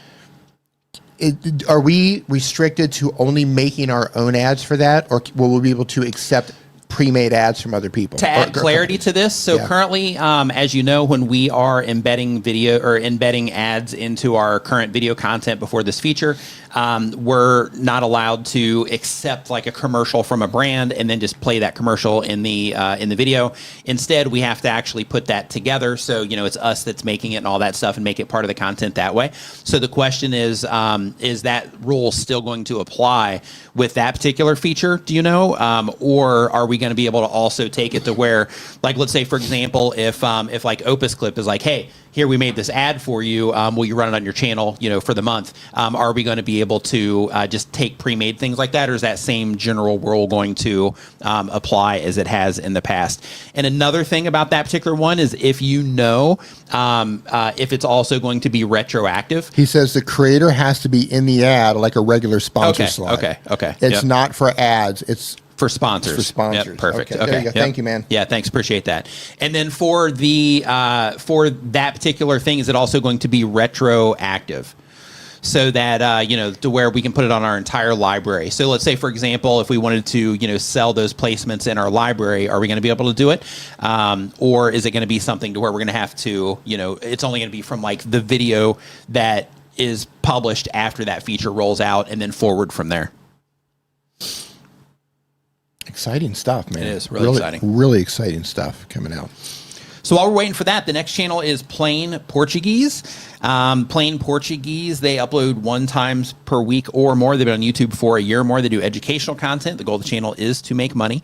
And the question is, my audience is predominantly English speaking, and I'd like an analysis of the thumbnails and titles. Okay, so let me see what it is that you got going on over here. They're primarily English speaking.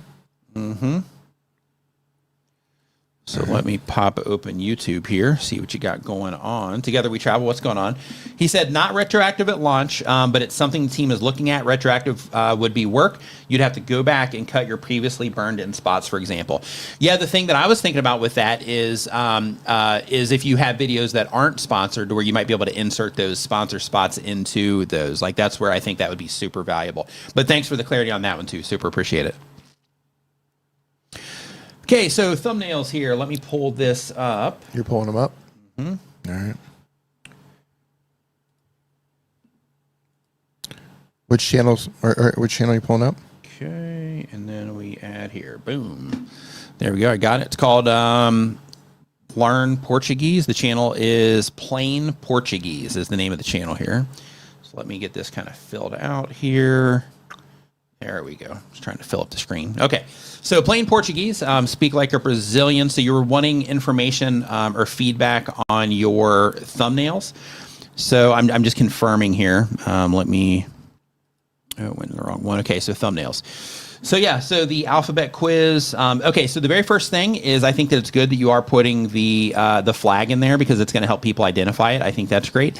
What are the days of the week in Brazilian? I think that's also, pretty solid there. Introduce yourself in Portuguese. Yeah, I think your thumbnails are okay. You have a person in there, so the people that are already interacting, with your channel, because you've got almost 30,000 subscribers. So, for the people that are into, what it is that you're doing already, they can easily identify that it's you. I like that you have a nice, consistent theme with what it is that you're doing. One thing that I would do, though, is on some of these other videos, hold on really quick. Yeah, I'm curious why you changed the style here, because you had this thing that seemed to be working like a bit here, and you might have had some of your recent videos that have been okay also. Let me check here real quick. Okay, so nothing's really hit. It looks like. So the top video in the last 90 days has 1,100 views on it. Yeah, so with that, I think the thumbnails themselves are okay because you have like school vocab, adventure story, but I would school vocabulary in Brazilian Portuguese. So as part of this, there's just a few things that I would do. Like, I think your thumbnails are okay. Because, it's clear that it's Portuguese. You have the flags in there. I might put a bigger emphasis on the flag just because on a small thumbnail, like you can see right here on your screen right now, the flags, you have to kind of look around a little bit in order to see. So, maybe making the flags a little bit more obvious would be something that I would experiment with. So with YouTube's A/B testing tool, Roberto Blake in the house. What's up, Roberto? Hope you're doing awesome, man.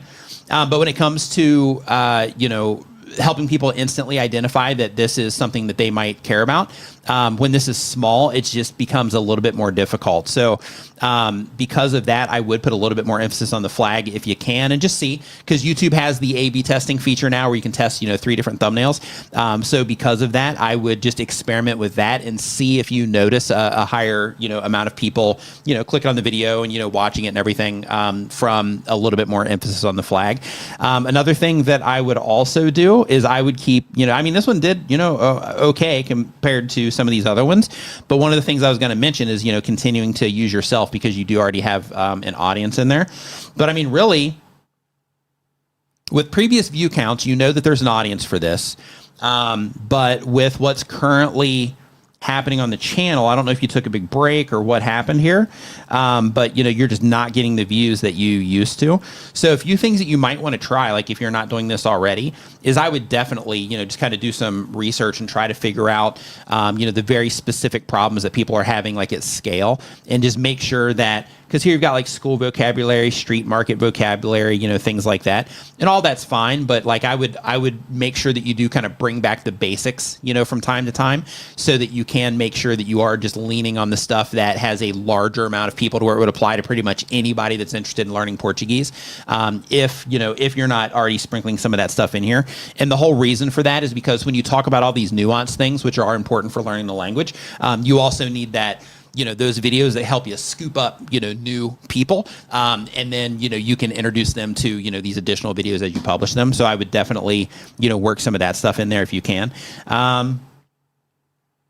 And I'm guessing this is because you have listening practice. I don't know if you're just talking in this particular one, so I'm not really sure of the content there. But you have these other things that you're doing here really small in the thumbnails, where you have like responding to sent videos. It looks like that says listening practice, learn with TV show. So in a mobile feed, these are going to be fine. Everybody's going to be able to clearly, and easily see everything if they need to. But possibly in some places on TVs, that might be a little bit challenging. Some, places on computers, that might be a little bit challenging for people to see those things. So I would definitely make sure that you are focusing on the things that the viewer might care about the most. So for example, like with this particular thumbnail here, like the focus is more on the adventure story, when maybe the focus should be more on the listening practice as the main thing here. And then if you are going to have secondary information on here, have the adventure story, the thing that would be, secondary. And even with this, right, because if somebody's trying to, learn the language, you have Learn Portuguese on here, which is great. But even something on here about, like language or something like that instead of adventure story, right? Like the idea that I'm trying to share is that it's helpful to just make sure that you are focusing on the things to grab attention that your viewers might be thinking about, or, are proven to be interested in. So in your case, it'd be language, the Portuguese flag, learning Portuguese, all that stuff, but making sure those types of things are the highlights instead of those being, secondary when it comes to the thumbnails. Okay. So next up on the list here. Yeah, the wrong things are bold is what Smoke Shop mentioned here. Yeah, to where like some of it's okay, but like I definitely think that you can add more clarity there by just making sure that like one easy thing to do is like when you're putting your thumbnails together, just think to yourself like, okay, the people that I'm trying to reach, they are, logging into YouTube. They're seeing my stuff on TVs, like they're seeing my thumbnail on a grid of other videos on TVs. They're seeing my thumbnail in a grid of other videos on computers. If they're scrolling, they're seeing, thumbnail after thumbnail of other things that they might be interested in. So what can I do to just make sure the right thing is going to grab their attention, right? So that it's not something that they can easily go past. And again, I think with the flags and stuff on there on mobile, I think you're probably going to be okay. But just to give yourself that, extra oomph, just thinking about, okay, what can I focus them on in my thumbnail as the primary thing that's going to be the most impactful for them in helping them identify that this is about something that they might care about. Let's see here. So next up, we've got Kathy. I'll ask Dee that as soon as he comes back in here. He just stepped out for a second, so I will ask him as soon as he comes back in here. Actually, D, I can ask you now. So and thanks for the super chat, by the way. Cathay Fish says, any spooky, creepy songs for Creator Mix coming? Because I guess Halloween's on the way. Okay, he said he's not sure. Okay. Okay. Yeah, he said he has some made. He's just not sure if he's going to get them out or not because he is, publishing or working on some other stuff right now. And as a quick reminder, too, if anybody has any questions on any of the new features, Renee Ritchie is in the chat right now, and he is answering, those questions. So if you have any, questions about the features that are rolling out, now's the time to ask, because he can get you sorted there. So let's see here. So next up, and really quick, Roberto says younger audiences are no longer the majority. Under 18 is 20%, under 25 is 30%, over 25 is 70%, and over 35 is 60%, and over 40 is 50% of Americans now. It says you don't have to cater to young people exclusively anymore now. Super cool. Oh, interesting. Okay, so let's see here. So next up on the list here, okay, so we did plain Portuguese. And by the way, if you do have any questions about anything you're doing on YouTube, you can just go to nickniman.com/ask, and it's going to redirect you to this form that I'm taking these questions from. And if you get it in there, we will get it answered on the stream today. So if you do have any questions at all, make sure you get them into the form. So next up, we've got Explore Norway. Explore Norway uploads when they have time, but on YouTube for a year or more. The goal of the channel is to teach others. And the question is, I spoke with a small local company that wants to start selling new travel packages. This product aligns pretty well with my channel and my viewer base. This is new territory for both of us. They've never worked with content creators before, and I've never done a real business deal. Do you have any advice besides making a proper contract? In Norway, we have common law, so the possibility of loopholes is severely reduced, and most people still trust each other and don't try to mess each other over at the first opportunity like in other countries. Yeah, so just making sure that both sides are clear, because you already know the contract side, but just making sure that both parties are clear in the expectations, right? Just asking them like, okay, so what are you expecting from this, so you can make sure that you can try to help deliver. And then, on the other side, for them, let them know what they can expect in terms of, okay, when I publish this video, I might do it out of the gate. Sometimes it can take it, a little bit of time to get traction. Maybe we might need to do an additional video or something, based on whatever it is that you work out with them. But just trying to be, as clear and open as you possibly can to make sure that as the whole thing is taking place, that everybody's expectations are in the right place. Because if you're not clear on that sort of thing, like you might find out that they're expecting this, and then you're thinking that you're going to be delivering this, and then because of that, it ends up not working out. But as long as you're clear with them about what to expect, and you get clear on their expectations and what they want from you, then from there you're going to be okay. And as a part of that, even talking about the details, and this is where the contract stuff comes in, but even talking about the details about if you do that integration, how long is that video going to remain on your channel, that sort of thing. And then also being clear with them in terms of tracking. So I don't know exactly what the service is, but if you are going to be sending people to them, you might want to have some type of tracking in place if they don't have that already. Even something basic like putting Google Analytics on their website, and then having them set up like a UTM link, which can be a little bit confusing, but there's generators out there that can help you do that. But setting up that type of thing, and then putting it maybe behind a redirect link on your website or something like that, so that you can just track the amount of clicks that you're getting and that kind of stuff. That kind of stuff can be helpful. It's not required, but it can be helpful, especially if you're trying to just deliver as much as you can and kind of track how things are going for future reference. Those types of things can be helpful too. Next up on our list here, we've got some guy called Jay. Some guy called Jay uploads when they have time. They do gaming content. The goal of the channel is to connect with others who like what they like. And the question is, what would you say is the best time to use YouTube's A/B testing? Immediately when you upload, or wait a few days? You can do both. So the really cool thing about YouTube's A/B testing feature is if you do get views on your videos, then in that case, you can learn, relatively fast how people are responding to things. And the interesting thing when it comes to YouTube is people respond to things differently as the video, continues to get views over time. So for example, when you publish a video to your YouTube channel, the people that are the first to see it, those are the people that are the most likely to enjoy that content. So because of that, they're the most likely to click on it. They're the most people to or they're the most likely to watch it for a longer period of time. They're the most likely to engage in it. And because of that, all your numbers when you first publish a video can look really good for those initial groups. Where it starts getting challenging is when you get into, groups down the road to where they might not be as engaged. And then you also have to get them to click and keep them, interested in the video.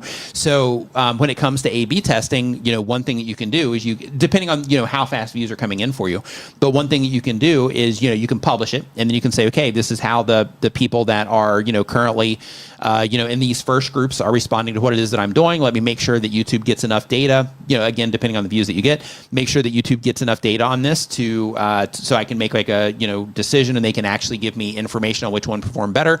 And then from there, you can run additional tests. So, like as an example, like you could, depending on how fast you're getting views, if you wanted to, you could run one test at the when you publish the video, and then as long as YouTube can get the information that it needs, then you can also run another test, in like a week, and see how that audience responds to that test. And then if you wanted to, you could run another test, a month down the road once that video is kind of settled a little bit, and then you can get information on how the general public, responds to it also.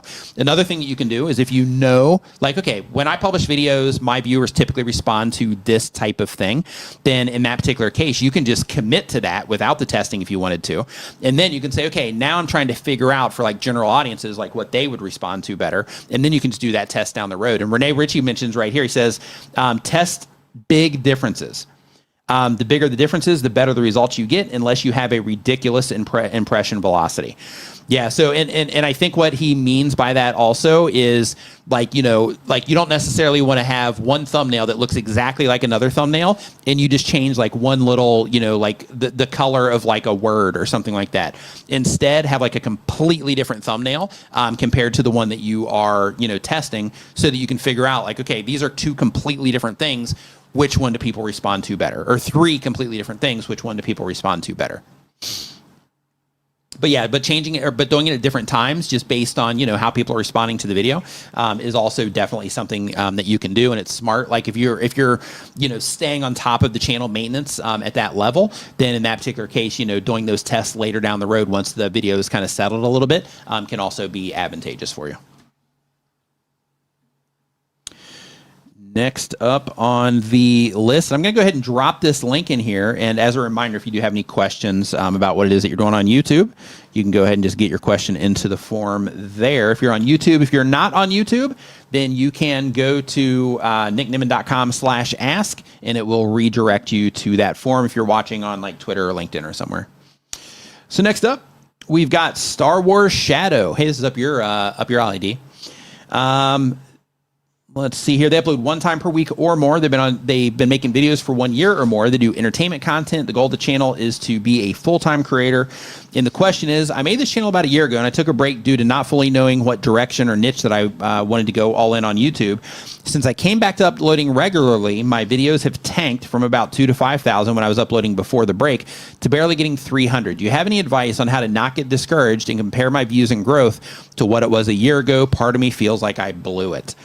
So here's the thing. So D took a break on his channel for what, a year? D? For publishing videos, yeah. Yeah, it was a while. I was live streaming and I did shorts, but I stopped uploading long form videos for about a year. Yeah. Devastating. Yeah. I don't recommend that. Yeah, but when you came back though, like the video that you published, like after you came back, like as of right now, because you target search, like it's got like what, 200,000 or 300,000 views on it or something like that, or I think you got another one that you published right after with like 1 million on it, don't you? Yeah, that CapCut video? I had some that did really well. Yeah, but one thing that happened was my audience completely changed. So I like the people coming into my channel right now, which is a good thing, really. They're all new. They're all new. So I'm looking at it from the perspective of I can do whatever I want really with my channel. Unfortunately, because my core audience has moved on, that when I upload videos that normally would do well, they bomb. And then videos where I put up where I'm just like, yeah, okay, I'll put these up because I think they might be helpful or whatever, because I have a how-to channel. Those do well.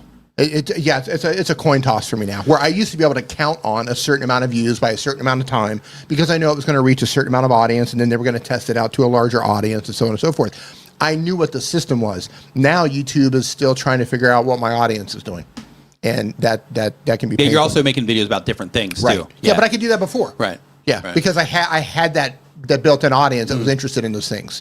So essentially, I'm starting over a little bit. So it can be discouraging, especially if you put in a ton of work and that video doesn't perform well based on a past metric.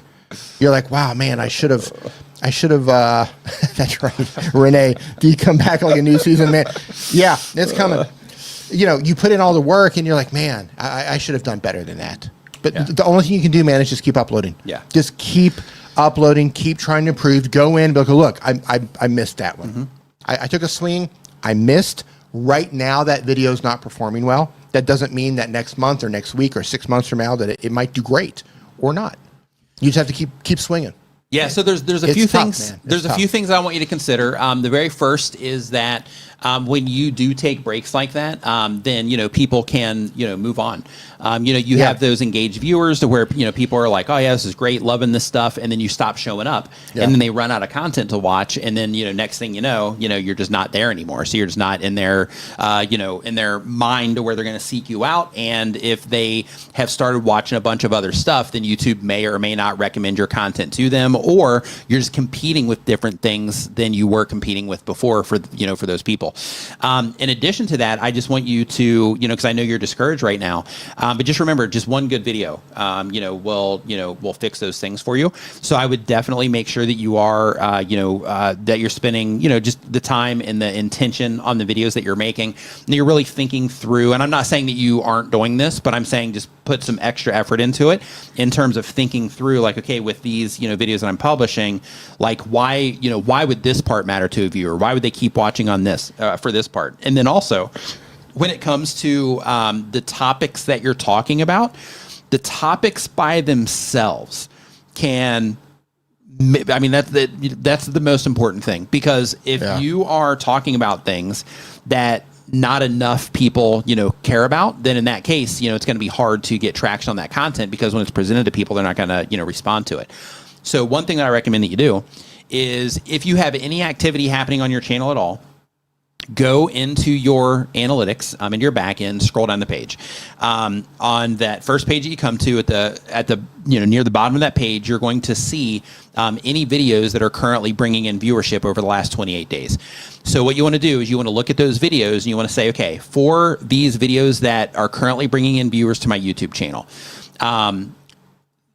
if it's 1,000 viewers, great. If it's 100 viewers, that's fine. But what you're trying to do here is you're trying to get a gauge on what the people that are currently interacting with your YouTube channel recently, like what they're the most interested in. So let's say, for example, it's a specific character that you're talking about, or a specific scenario that you're talking about, something like that. Then in that case, what you want to do is you want to say, okay, these videos are bringing people in, so they're clearly interested in these very, specific things.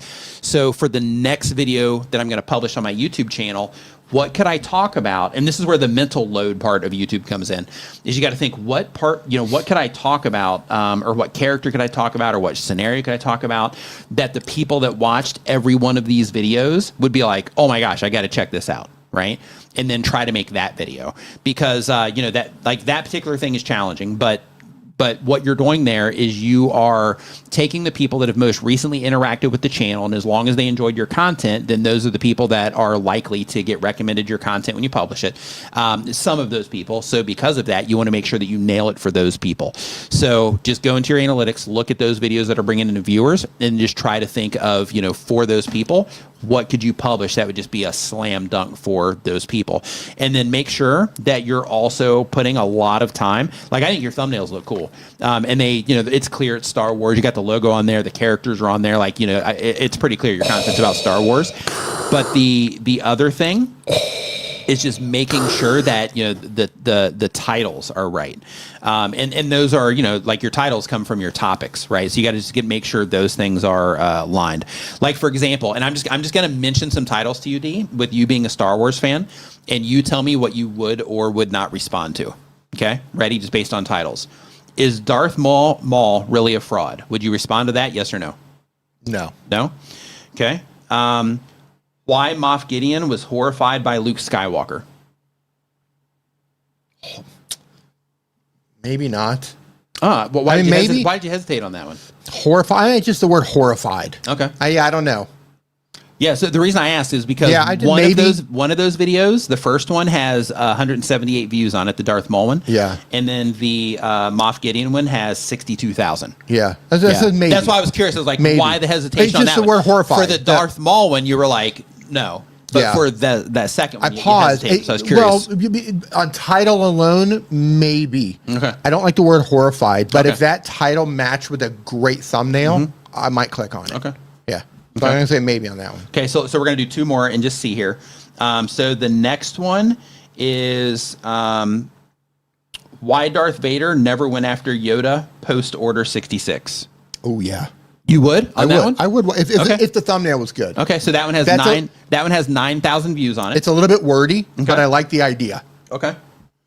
The dark side versus the light, who's really stronger? You'd have to have a good thumbnail on that one. Okay, yes, that one has 140 views. Yeah, I'm just kind of interesting. Well, it's because you're a Star Wars fan, so I'm like, let's test this against somebody topically, that's actually in the content. So that's interesting. If it was a short video and you had a great thumbnail, I might kind of skip through it. But I would also use the word force instead of light. Yeah. Yeah, so like the dark side versus the force. Well, no, because both have the force. They both it is force. dark side and light. Yeah, that's right. Yeah. So interesting. Yeah. But anyway, just keep working on it, keep publishing. Like, you're obviously a Star Wars fan as well. So just think to yourself, based on those most recent videos, if you were also somebody that was watching those most recent videos, like what would you respond to at like the highest, at the highest level there, and then try to make some of those videos. Yeah, I should have led with this on my channel too. We're talking about that.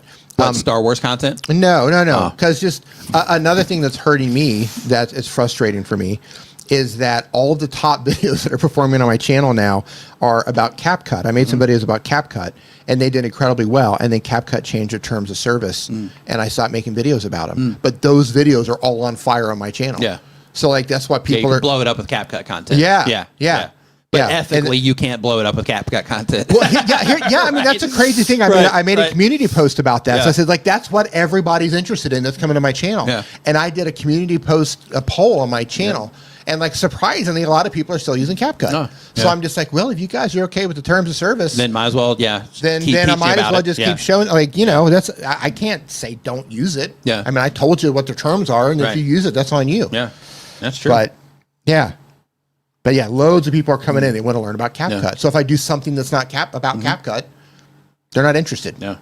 It's all the new people coming in. Scale Train Station says, like, what your favorite Star Wars character says about you. I think that's a great title. Yeah. And the reason I think it's a great title is because it's challenging, right? Because then it's like, oh, okay, so, one, it's going to be like a list of some type, which is great, and people love lists. Yeah. 2, you got Star Wars, the actual word in there. And 3, you're actually challenging the viewer. Yeah, I think it's a great title. Renee says, pull a Battelle and switch edit it. The problem, Renee, is that I don't like anything better than CapCut. Yeah. Listen, if you're already using something like Final Cut Pro, or you're already using DaVinci Resolve, or you're using Adobe Premiere, like, you're locked into something that's great already. There's really no reason to switch. Yeah. But for people who started on CapCut, and I didn't start on CapCut, but I moved to CapCut because I was just like, wow, I know it's not the best. I know that there are other things. I started on Final Cut Pro, but to work efficiently and do everything I needed it to do for how I do my YouTube channel, I worked the fastest in CapCut. And here's the key. CapCut makes me feel creative. Interesting. And I think that's super important. DaVinci Resolve. Why does it make you feel creative? It's just it's the way they've laid it out and the tools that they give me. The ease in which you can do. Do you mean like the filters and stuff, or like what do you mean? All of it. Just the ease in which I can cut something out. I want to cut myself out and do a background thing. Oh yeah. That's one of my favorite things about CapCut. Like, I don't use CapCut, but I have used it for that. But there's nothing easier. Yeah. Like, they have tons of tools that way to, just normalizing audio, just whatever. They make it so easy to add the LUTs. And I know, like, if you're used to doing it a certain way, you're fast. Yeah. But CapCut is so efficient for me to do the things that I want to do. It makes me feel creative. So when I sit down in front of CapCut, and I used to feel that way in Vegas. Okay. I would sit down in Vegas Pro, and I'd be like, hey, I feel creative. They just had a new one of those come out, by the way. No way. I'm like blocking channels. Right. Don't even show that to me. No Vegas. Yeah. But I sit in front of it, and here's what I think. Instead of, I have to edit this video, I think I can't wait to edit this video. Like I sit down and I'm just like, oh, yeah, this is going to be so much fun. That's how CapCut makes me feel. Yeah. But they changed the terms of service, and now I'm like struggling with that. And everybody wants more CapCut videos. Yeah. So if I make a video about anything else, it just bombs completely. So CapCut it is, D. That's a tough place to be, man. Yeah. That's CapCut is so good. Zach Talks Tech. What's up, my dude? Hope that you are doing fantastic. So just in case... Hold on. I just saw both of you at Maya Mall. You should have gotten coffee. What? Come up. Listen, if you see us at Maya, you come up and you introduce yourself and say hello. Yeah. He bites. Yeah, come say hey. He bites. I don't. Yeah. But yeah, please. Yeah, definitely come say hi for sure. Yeah. That's funny. I was like, ooh, that's a creepy message because I didn't read it. I just heard it. So I was like, whoa. No, he was like, know where it came from. He was like, I saw you both in Maya. I saw you both in Maya Mall. I followed you to the bathroom and I was looking under the stall. But yeah, that's weird, dude. Listen, if you see us again, I don't know if you're living here or just passing through. Yeah, say hey. Yep. Say hey. So Zach Talks Tech, if you are not already, make sure that you go to, if you're not already in the Facebook group, and I don't think you are, but make sure you go to nimenvip.com. It's going to redirect you over to the Facebook group if you're interested in that. Also, make sure you're connected in Discord too. I'm in the Facebook group, and I, of course, check into the Facebook group, but when it comes to Discord, that's my favorite because I go straight into the question area. So, if you have any questions about anything or whatever, it's all threaded in there, super organized. So it's great for like the question side. But if you're just like hanging out, then, either one does the trick. So Tish says, we need a new CapCut without all the wonky rules and terms of service. Where are those thought fairies? So there are a group of developers who are building a CapCut alternative, and I think it's called OpenCut.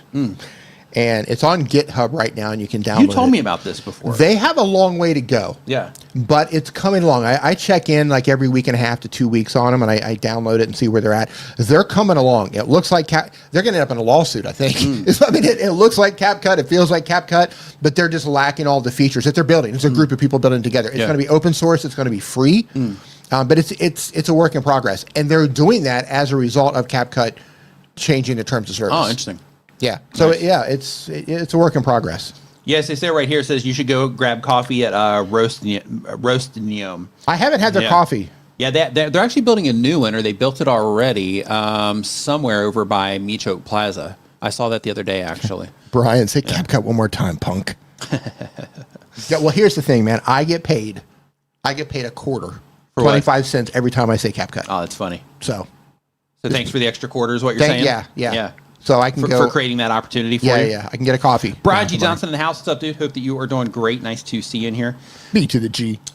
Melinda, sending green hearts. Appreciate it.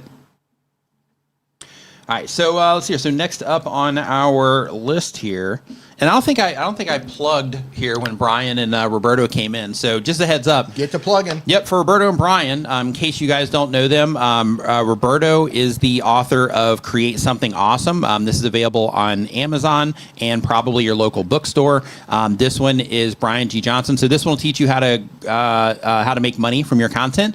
This one will show you how to grow your channel to your first 5,000 subscribers and more, because it teaches you all the best practice stuff. So make sure that you check out both of these books. There's another awesome one too called YouTube Formula by Daryl Eves. I got here on the desk also. Make sure you check this one out too. It teaches you a lot of the best practices as well. A lot of this is also a great book. Like all of them are great. I also got this one here, just since we're going through it. For YouTube Secrets to Sean Cannell and Benji Travis. This is also a book. Is that the updated? Is that the updated? Yeah, this is number 2. About making money on YouTube also. All of these are just absolutely fantastic. You can learn a ton of stuff in here about doing all the things. So next up, let's see here. Right here. See, I have to address this. I'm sticking with CapCut. Since the TOS change, I've tried loads of others, but I can't find one. It's as easy yet as comprehensive as CapCut. There's so many editors in the exact same spot. Yeah. I feel your pain. Yep. Feel your pain. Brian G. Feel the struggle. The struggle. Struggle's real, man. Struggle, the pain. Once you go down the, I'm not even going to say it, Brian, the CC rabbit hole. Once you're in the quicksand of 10, is it 10 Cent who makes that? Who is it? ByteDance. ByteDance. Yeah. Once ByteDance has, but isn't ByteDance owned by Tencent or like I don't know how that whole They're all owned by China, the Chinese government. I don't know. Like, China. I don't know. Yeah, I don't know. the China. Once ByteDance, once you're in the quicksand of ByteDance, it's hard to get out. Yeah. They get you a TikTok, they get you a CapCut, they just pull you in. Harvest your data. Yeah. Harvest your organs. Yeah. It's all dark. Of it. Harvest all the stuff. Yep. That's all right. Of it. Forever. That's right, Renee. So Eugene JB is our next channel here. They upload one time per week or more. They've been on YouTube for less than a year. The goal of the channel is to make money, and they do calisthenics and endurance workouts. The question is, what should I do to grow my YouTube channel? Please give me some feedback. And lately, I'm thinking to put voiceovers or talk throughout my videos so I can improve and engage with the viewers. What do you recommend or suggest based on what I told you? So if you are wanting to engage with your viewers, then I would talk. If you're wanting to just create, content and you're not, you don't have a microphone available, or you just can't get good audio for some reason, or you don't like how you, currently communicate, or you're trying to reach a market to where your accent is currently like super heavy or something like that, then in that case, using, other voiceovers is fine. But if you are, this wasn't about using AI voiceovers. I'm sorry. Yeah. So in this, using your own voiceovers to engage with your viewers, I think is a win. And the reason that I think that is because then it's, you and your personality and all that stuff engaging with them. But I'm going to take a look really quick at your channel and just kind of see what it is that you do so I can make sure or confirm that that is the best solution there. So you do calisthenics. Okay. So let's take a look here. I'm going to pull this up real quick. D.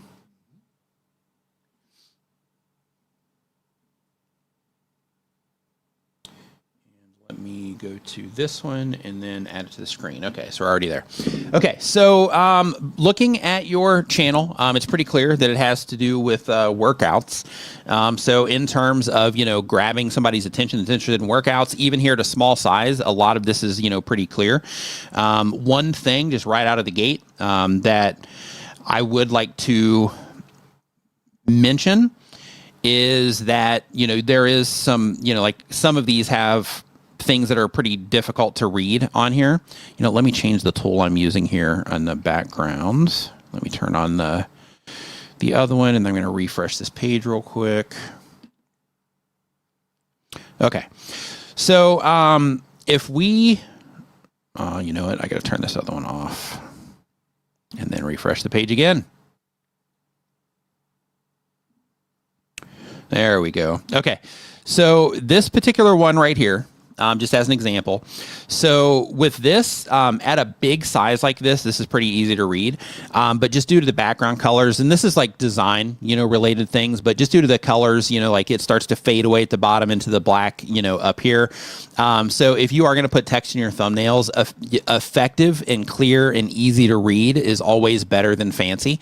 So if you just look even at this small size right here, and you look at the word calisthenics over here and look how that stands out, can even on a really busy background of trees and stuff, that really stands out compared to this one where you have the 24:1 and the 300 push-ups, right? So if you're going to be using text as one of the things that you're going to do in order to, leverage your, thumbnail to grab attention that way, then in that case, at least make sure that the text that you're using stands out. So white is often a good choice, but not always if the background is light, kind of like in this one, how it gets lost just a little bit.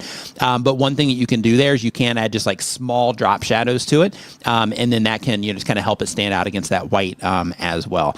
But yeah, I would definitely just work on the text. And like I said, like simple is better. Even on this one that says buyout on it. This is also, you're using a fancy font that's, a little bit more challenging to read. Fancy fonts. And then because of that, even simplifying those types of things can be advantageous for you. And then this is another one where you have text on here, and I'm having to blow this up right now in order to even see what it says, but it says 10 dips, 10 knee ups, down to 1-1. So this is another one. I think the imagery is telling the story there, which is good. The positioning of everything is a little bit, wonky in terms of, balance, but this tells a story about you doing that exercise, which is good. But this text On a mobile feed, this is probably going to be okay, but anywhere where people are looking at this at a even slightly smaller size, this text that you're using on here becomes illegible. The next thing that I want to bring to your attention is this is all about you. So if we look at this top row of videos here, we have how I combine dips and knee, how I train pull-ups, how I did 300 push-ups with this, how I train strength and endurance at the same time. Right now on YouTube, with where you're currently sitting, people wanting to see you specifically in your workout routine, the likelihood of that at this moment in time is incredibly small compared to if you were to reframe your packaging here, if you were to reframe that and make it more about the viewer. So what I mean by that is if we take this one here and we say, how I train strength and endurance at the same time, this is all about you. And it does suggest that you're probably going to be telling them how to do it and stuff like that. But here, how to train strength and endurance at the same time changes that because now you're presenting a different value from the outside. Go ahead. So there was I can't do that. There was a time when I tried to get you can do it. There was a time when I tried to get into calisthenics. I was going to the gym all the time, and I really tried hard to get into calisthenics. And from someone who has watched lots of YouTube videos trying to figure out how you guys come up with that unbelievable strength to do some of those things, I can tell you with absolute certainty, as someone who at that time would have been your target audience and was looking at that sort of content, if you are not someone I care about, I don't care how you're doing them. I don't care how you came to do that. What I want to know is, how can you teach me how to do it? Teach me, someone who can't do it, to get through it. What steps do I need to learn to do a muscle up? What steps do I need to do to be able to use body weight exercises to do X, Y, Z, right? Teach me how to do the thing. Tell me how you're going to transform my physique, how you're going to transform my strength to get to where you're at. Yeah. Show me what you went through, but frame it around how you're going to teach me how to get there. Because I don't care that you did it. I see that you did it. I see, you're showing me that you can do it. Okay, you can do it. Congratulations. You're doing the thing. You're on the bar. Show me how to do it. Yeah. Tell me that you're going to show me how to do it. I think one exception to that. Yeah, there are exceptions, but simplify it. Yeah, like at scale. I think one exception to that is like, let's say that you have like on one side, like let's say that you used to like weigh a lot or something like that, and you have like one side to where it's like that photo, right? And then on the other side, it's like now has you all buff and stuff, and then it's like how I did this. Then in that case, it becomes a lot more relevant at that point because you can clearly see the difference that was made or the transformation. Right. Yeah. Your journey, is a video or two. I went from here to here. Yeah. But if you're trying to bring people in, we want to know how about them. Make it about us. Yeah. Teach me how to do what you're doing. Show me all the steps I need to be able to do what you do. Yeah. That's what I want to learn. Yes. Because what you're doing is hard. Yeah. Listen, if you guys go, even if you go to the gym regularly, if you try calisthenics, it's hard.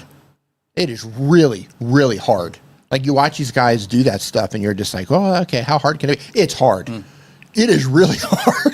It's some of the hardest strength stuff I've ever tried in my life. But teach people how to do what it is that you're doing. Have your origin story, show your transformation, but then build your channel out and teach us how to do it. That's as someone who would watch your content, at least at a certain point in my life, that's what I'm interested in. Yeah, and this is another one too, where you have here like how I train pull-ups and dips with isometrics to build strength. Like, these pull-up and dip exercises will help you, build Hulk-like strength or, something like that. Like, those types of things, you're just kind of reframing it, who the content's actually for in that case, and you're making the value that a viewer might get from it a lot more clear. And keep in mind when you are doing those types of things, also make sure when you're making the videos that you're using that type of language too. So instead of it being like, okay, so I'm going to the park and these are the things that I do, talk to the viewer, make it about the viewer, right? So it's like, hey, if you're having trouble,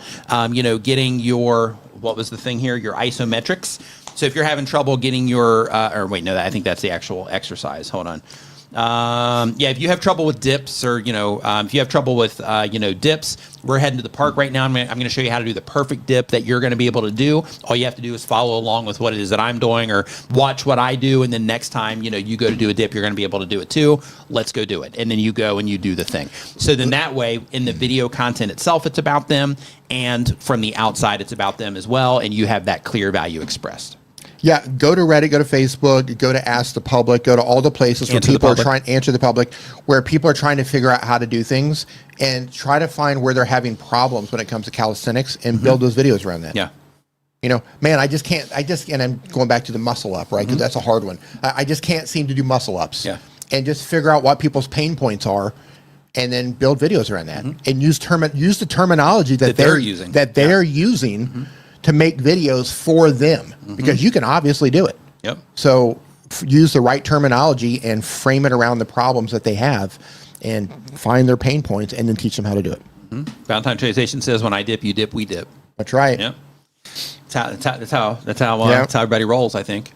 Yeah, but at the end of the day, one of the things that you mentioned here was, so I can improve and engage with the viewers. Best way you can engage with the viewers is making it about the viewers, right? Because then that way it's like, okay, cool. This dude's here helping me out with these exercises. All of this stuff is about, them helping me get into better physical condition. I love this one. So Scale Train Station says he should have a series of calisthenics for people who weigh too much to do a pull-up. That covers about 99.9, at least of the U.S. Yeah. Yeah. Like, listen, if you're doing this stuff, there's a good chance you're also a personal trainer. Yeah. So think about how you would if someone walked into your gym for the first time and said, hey, I'm looking for a personal trainer to teach me how to do calisthenics. There you go. Or you're not a personal trainer. Or you're not, or if you're, yeah. But if you wanted to be, take them through what you would teach somebody from the ground level and just frame the videos around that. One more thing that I would experiment with this on before we move on to another one.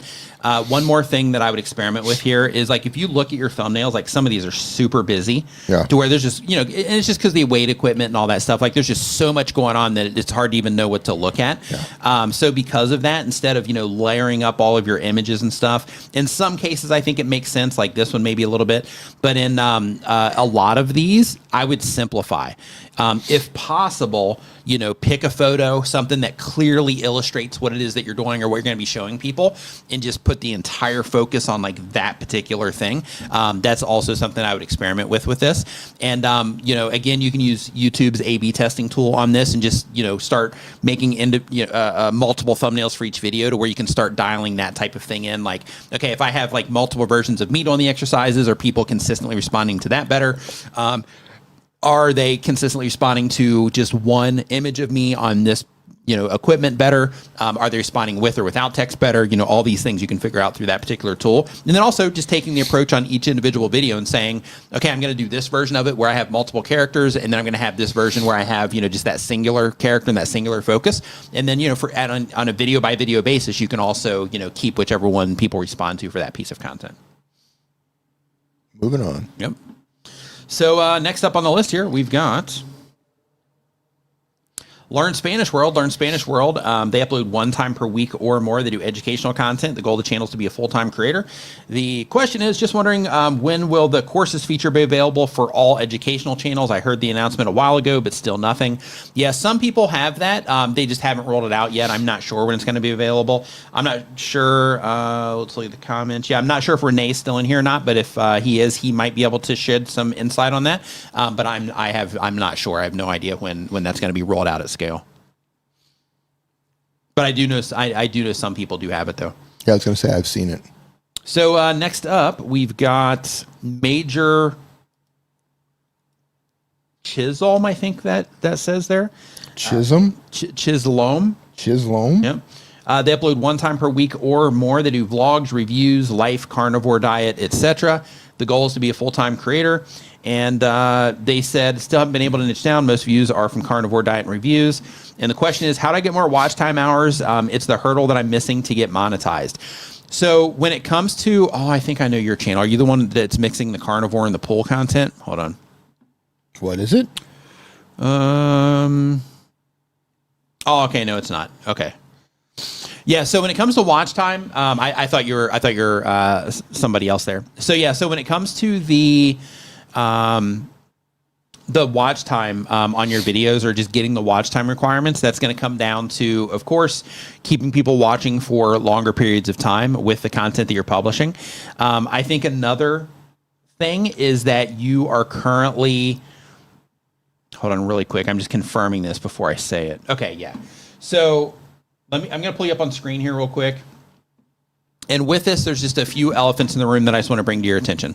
Here we go. So the very first is that when you are trying to get watch time on YouTube and just grow the channel, at all, but you've got the subscribers, you just don't have the watch time yet. So if you're trying to get watch time on YouTube, the best thing that you can do, in addition to making, good content, is that you make videos that people are likely to keep coming back for. So for example, you have a video here on campfire ambience, relaxing, crackling campfire sounds, right?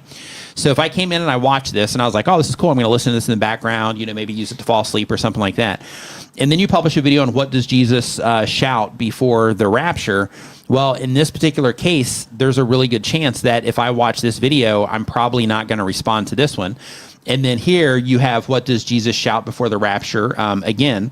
And then in this case, let's say if I came in on the campfire video, I wouldn't care about either of these videos. But if I came in on one of these, Jesus shouts at the rapture videos, in that case, I might watch these other, religious related videos, but I wouldn't be interested in this campfire one or this ice cream bears for Cato ice cream, things like that. So the thing that I think, and you even mentioned this when you're filling out the form saying that you haven't, figured out that, like, how to niche down yet on the channel.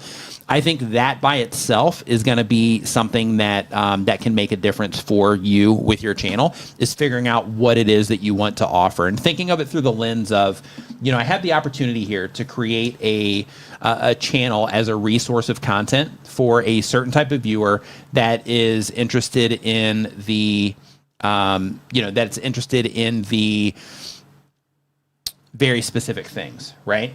Oh, I do. I still have I didn't switch to the tab. That's funny. I just went through all of that. No way. Yeah. So here, I'm going to switch to this tab. Thanks, Jerry. Yeah. Yeah. So this is the one that I was talking about. So basically, he's got a campfire video here, and then he has the religious videos here, and then we go into something here about Charlie Kirk, and then more camping videos over here. So I think the issue is that with these particular videos, it doesn't seem that people are responding to these.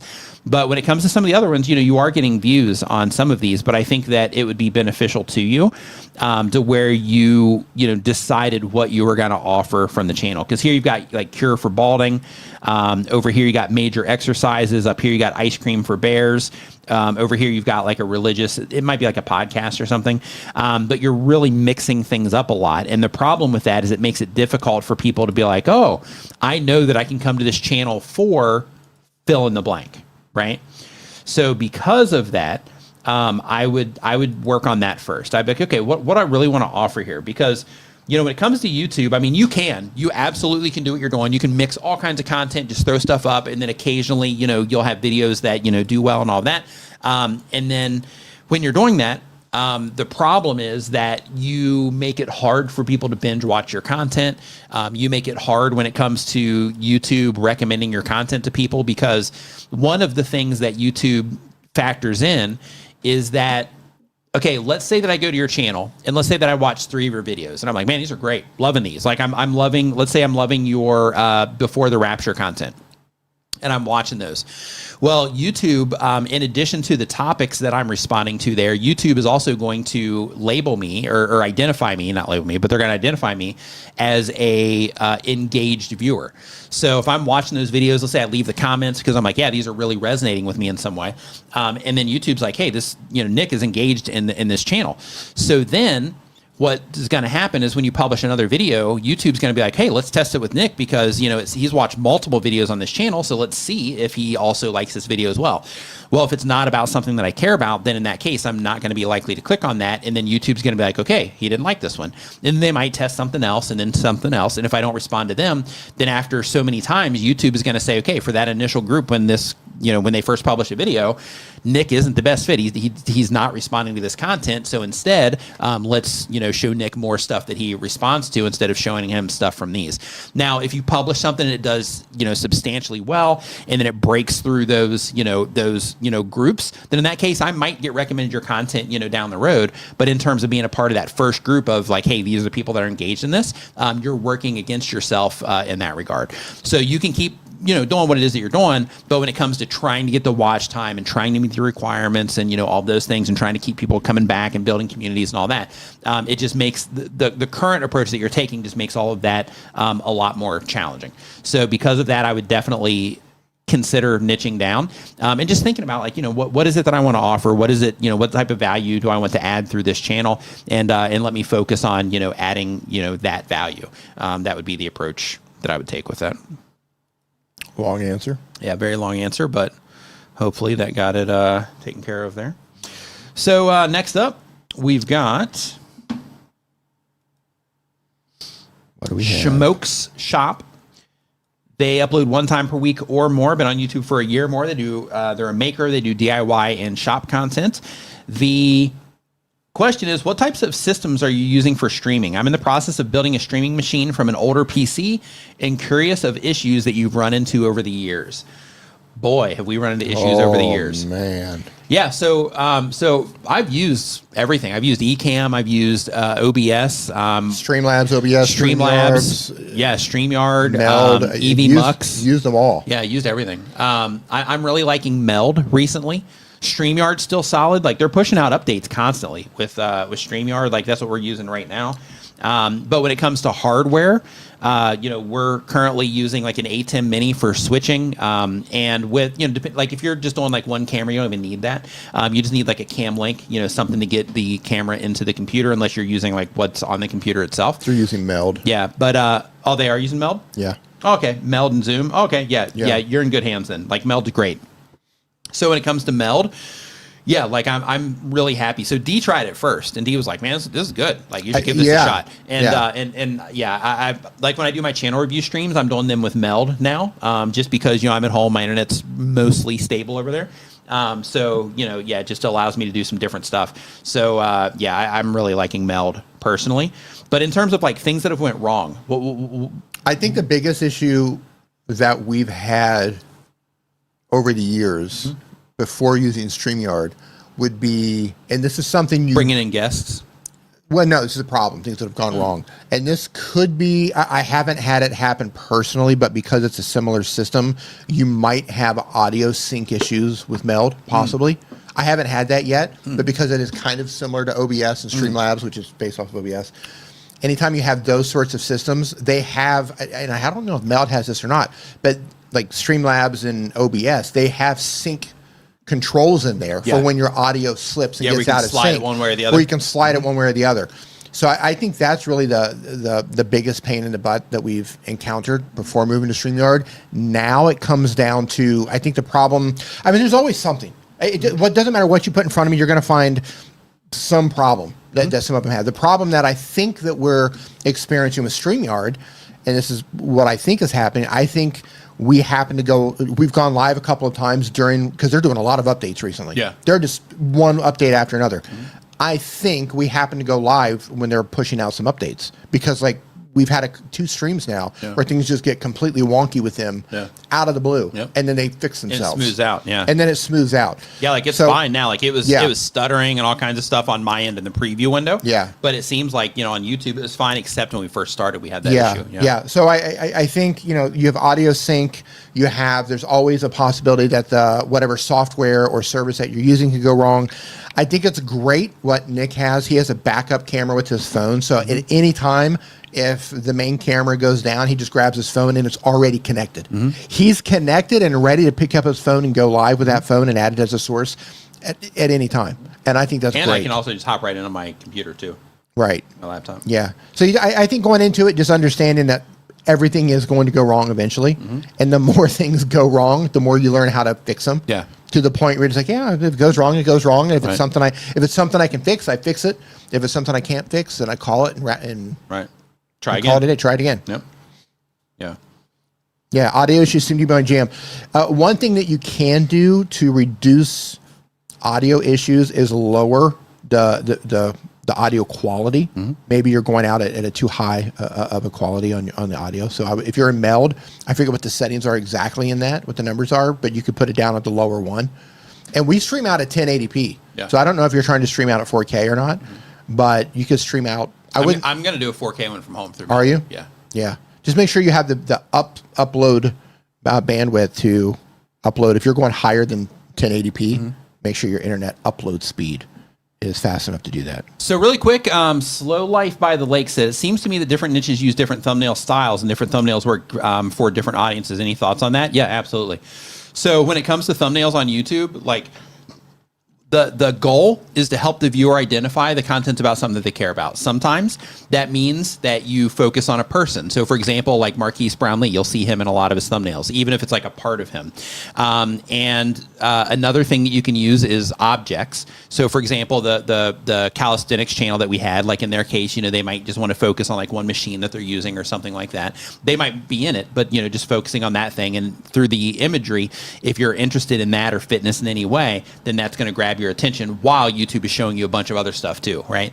And then let's say if you're making car content, and you're featuring anything about cars, then in that case you'd want to make sure that a car is clear and easy to see in your thumbnail. If you are making content about baseball, then making sure that you're using baseball imagery so people that are interested in that can clearly identify that it's about baseball, even if you're just talking about baseball, right? Making sure that they can clearly see like, oh, okay, yeah, they're talking about this game that just happened. You got to be careful, in cases like that though, because if you don't make it clear that it's commentary, then people can click on it and leave if they're trying to see like recaps or something like that. But if it is commentary and you have like you in the thumbnail and then like imagery that suggests that it's about the game, then in that case it's a great way to just help people identify it.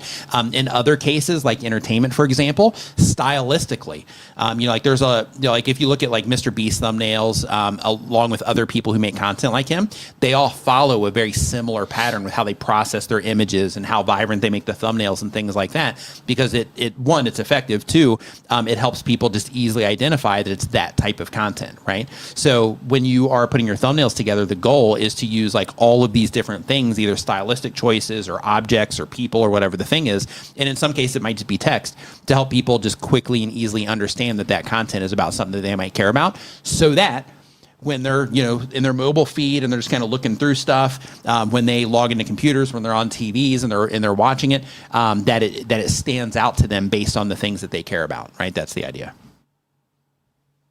But yeah, it's different across niches. Different things work for different people, and that's why YouTube has their A/B testing tools also, so you can experiment with all those different things, and then you can start to figure out what it is that that works best for your viewers. So next up, let me see here. Okay, we did Smoke Shop. So next up on our list here, we got Casual Opinionator. Casual Opinionator is getting ready to start their YouTube channel, and it's going to be a commentary casual channel about giving opinions on whatever I want to talk about randomly. Don't want to delve into politics or drama. Maybe depending if I'm curious, but mostly, and then definitely not that. Okay. So the question is, I want to make casual commentary videos about any topic I think of talking about based off random recent past interests. Maybe some what if scenarios or theories and videos about things that are factual. I know that I should research a lot, and I kind of want to do a medium bit. I don't know what's a relevant topic to talk about that I'd be interested in. Do you know how I can do this? This has been Casual Opinionator. Peace. Okay, so... Well, first of all, I just don't know why you would not want to talk about U.S. politics. Yeah, right. I mean... yeah. Oh, goodness. I mean, there's just so much to talk about. Yeah, yeah. I'm kidding. I mean, endless. I'm kidding. Endless content. Yeah. Yeah, absolutely, yeah. But yeah, that's... yeah. Ooh. But yeah, okay. So when it comes to commentary about any topic, even if you're doing commentary videos, it's helpful to also think about the viewer that you're trying to reach. Now, I know you're getting ready to start your channel, and if you've never done YouTube before, this might be something that you might have to explore, or as I'm saying this, it might not make tons of sense now, but down the road, it'll click. So when you have a YouTube channel and you're talking about all kinds of different random things, especially when you're first getting started, then you make it really hard to continually resonate with a certain type of person that's interested in specific things. However, if you're like, okay, I'm going to talk about things related to kind of like you said with politics here, right? So if you talk about politics, then in that case, you are talking about things that people that are into watching or listening people talk about politics that they, are into. If you're talking about, sports, then you're talking about things that people that are into sports are into. If you're talking about technology, then you're talking about things that, people that are into technology are into. If you're talking about, like in my case, YouTube, then in my case, I talk about things that YouTubers are interested in. So the idea is that when you focus on something that a group of people is interested in, then it makes it to where they can come to your YouTube channel and they can watch video after video after video after video, and they can start to come in and be like, wow, I love everything that is being presented to me on this channel. And that is, if you're trying to grow the channel and you're trying to, get viewers and all that stuff, like that is the most efficient way to do it. Now, if you talk about wildly different things, like let's say you have one video where you're talking about fishing, another video where you're talking about baseball, another video where you're talking about computers, and another video where you're talking about health food. Well, in that particular case, you're going to be bringing in different people that are interested in these wildly different things. And because of that, it's going to make each additional piece of content that you have on the other things more challenging when it comes to YouTube recommending your content to people and all that. It's going to be more challenging for those people that are engaged to respond to those next videos that you publish or other videos from your archive, and YouTube's testing it against them. So if you want to give yourself like the best chance when you are getting started, then thinking about, okay, like what are the things that I like love to talk about the most? And out of those things, what could I talk about over and over again? And I don't mean necessarily like you have to talk about, like if we just did sports. I'm not saying that you have to talk about like one baseball team all the time. There's channels that do that. But, if it was sports, then in that case, during baseball season, you could talk about baseball, football season, you can talk about football and so on. But the idea is to talk about things that a particular group of people are interested in so that you can become a resource for those people when they are wanting to watch content. And down the road, you can experiment with stepping out of, that box, so to speak. But the whole idea is that you want to grow that audience first, and then at scale, once you have a lot of people interacting with your channel, then when you start experimenting, you're like, hey, let me make a video about this and see if they enjoy this too.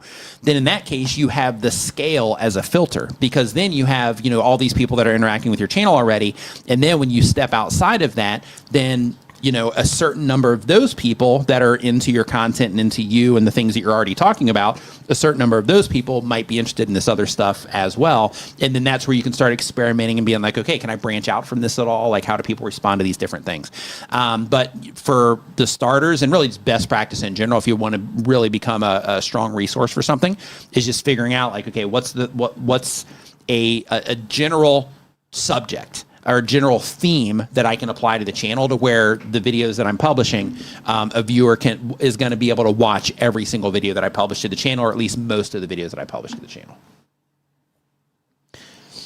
And the thing that you mentioned about, you said, by the way, would this be a channel that you would watch? Just curious. No, I like clear focus channels. I might click on a video if you talk, like if you had a video and you said something about YouTube and it was compelling, and I was like, oh, let's see what this guy's saying about YouTube, or this person's saying about YouTube.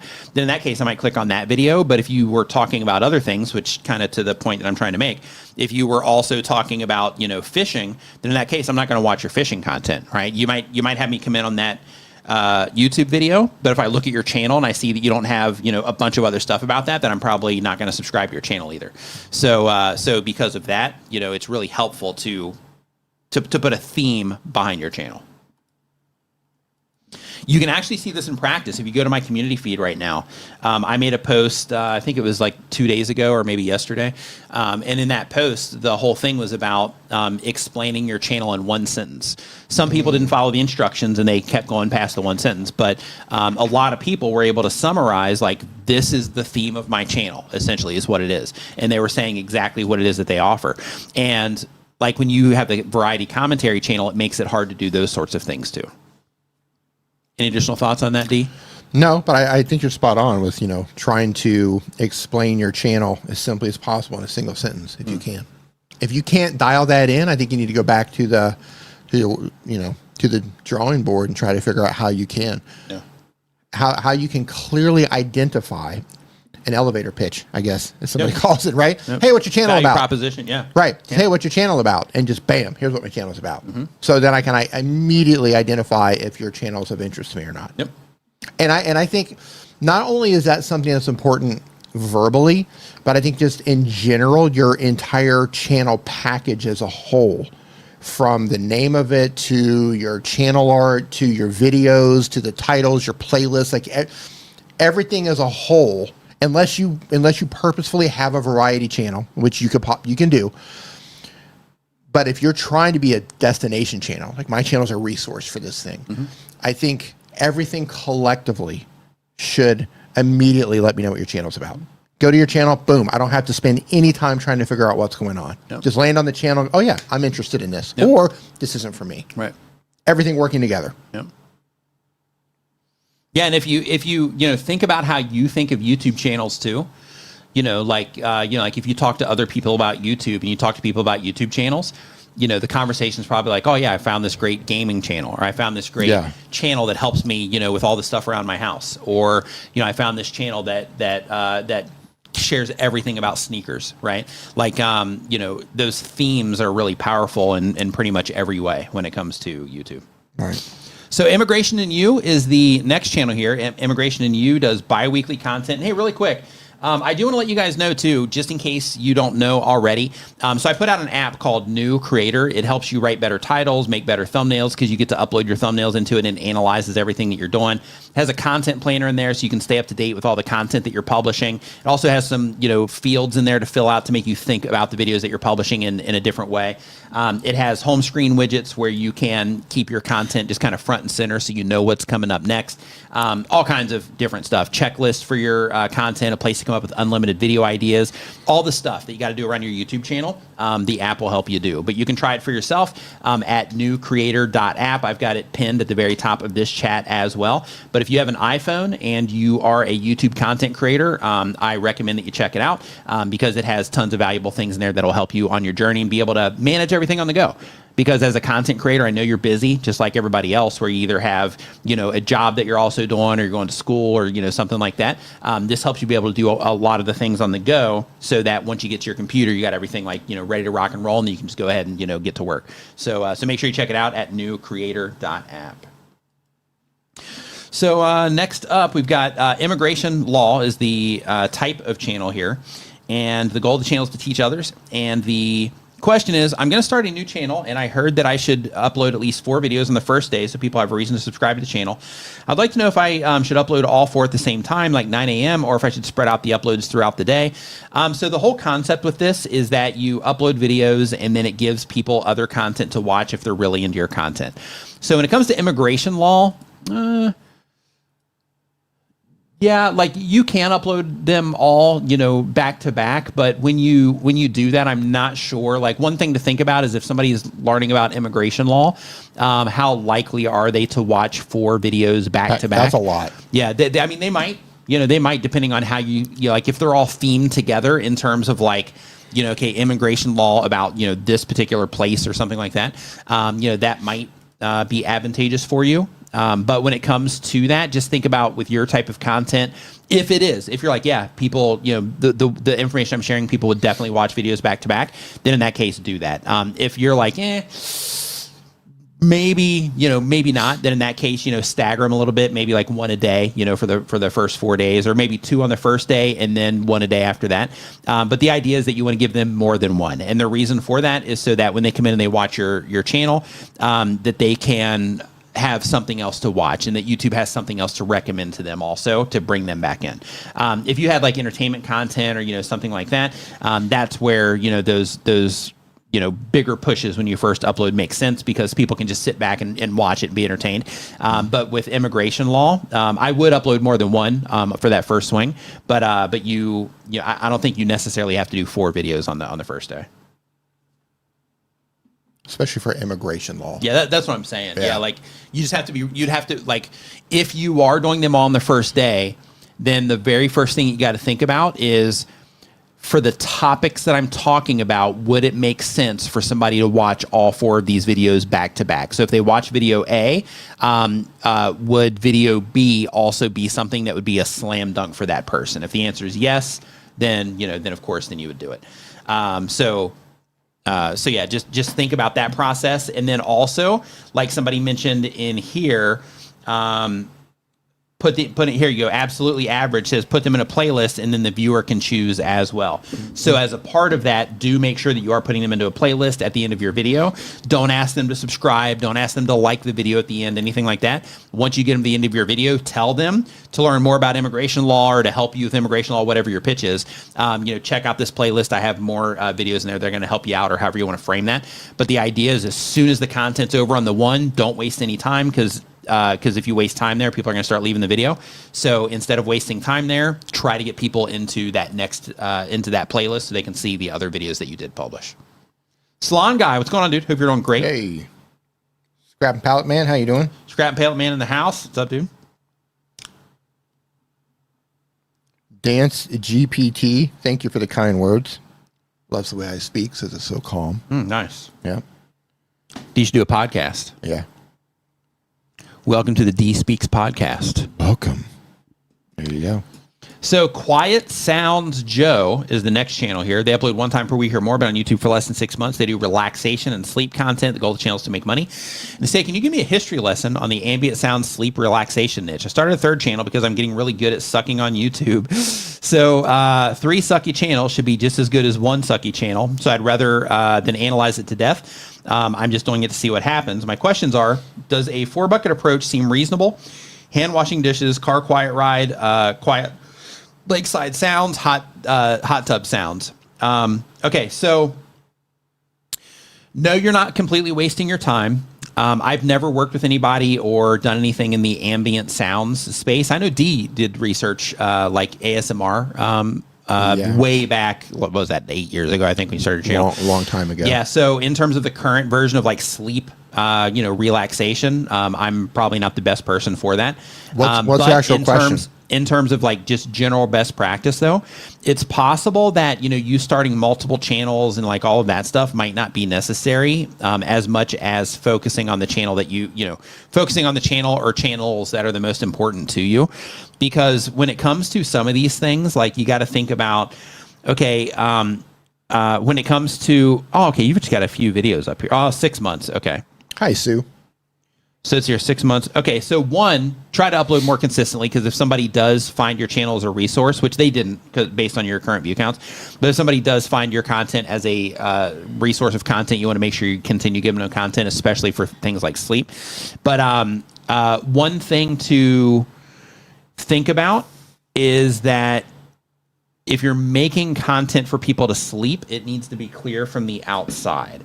Yeah. So here, I'm going to show you what I mean here really quick. Let me just get this fired up.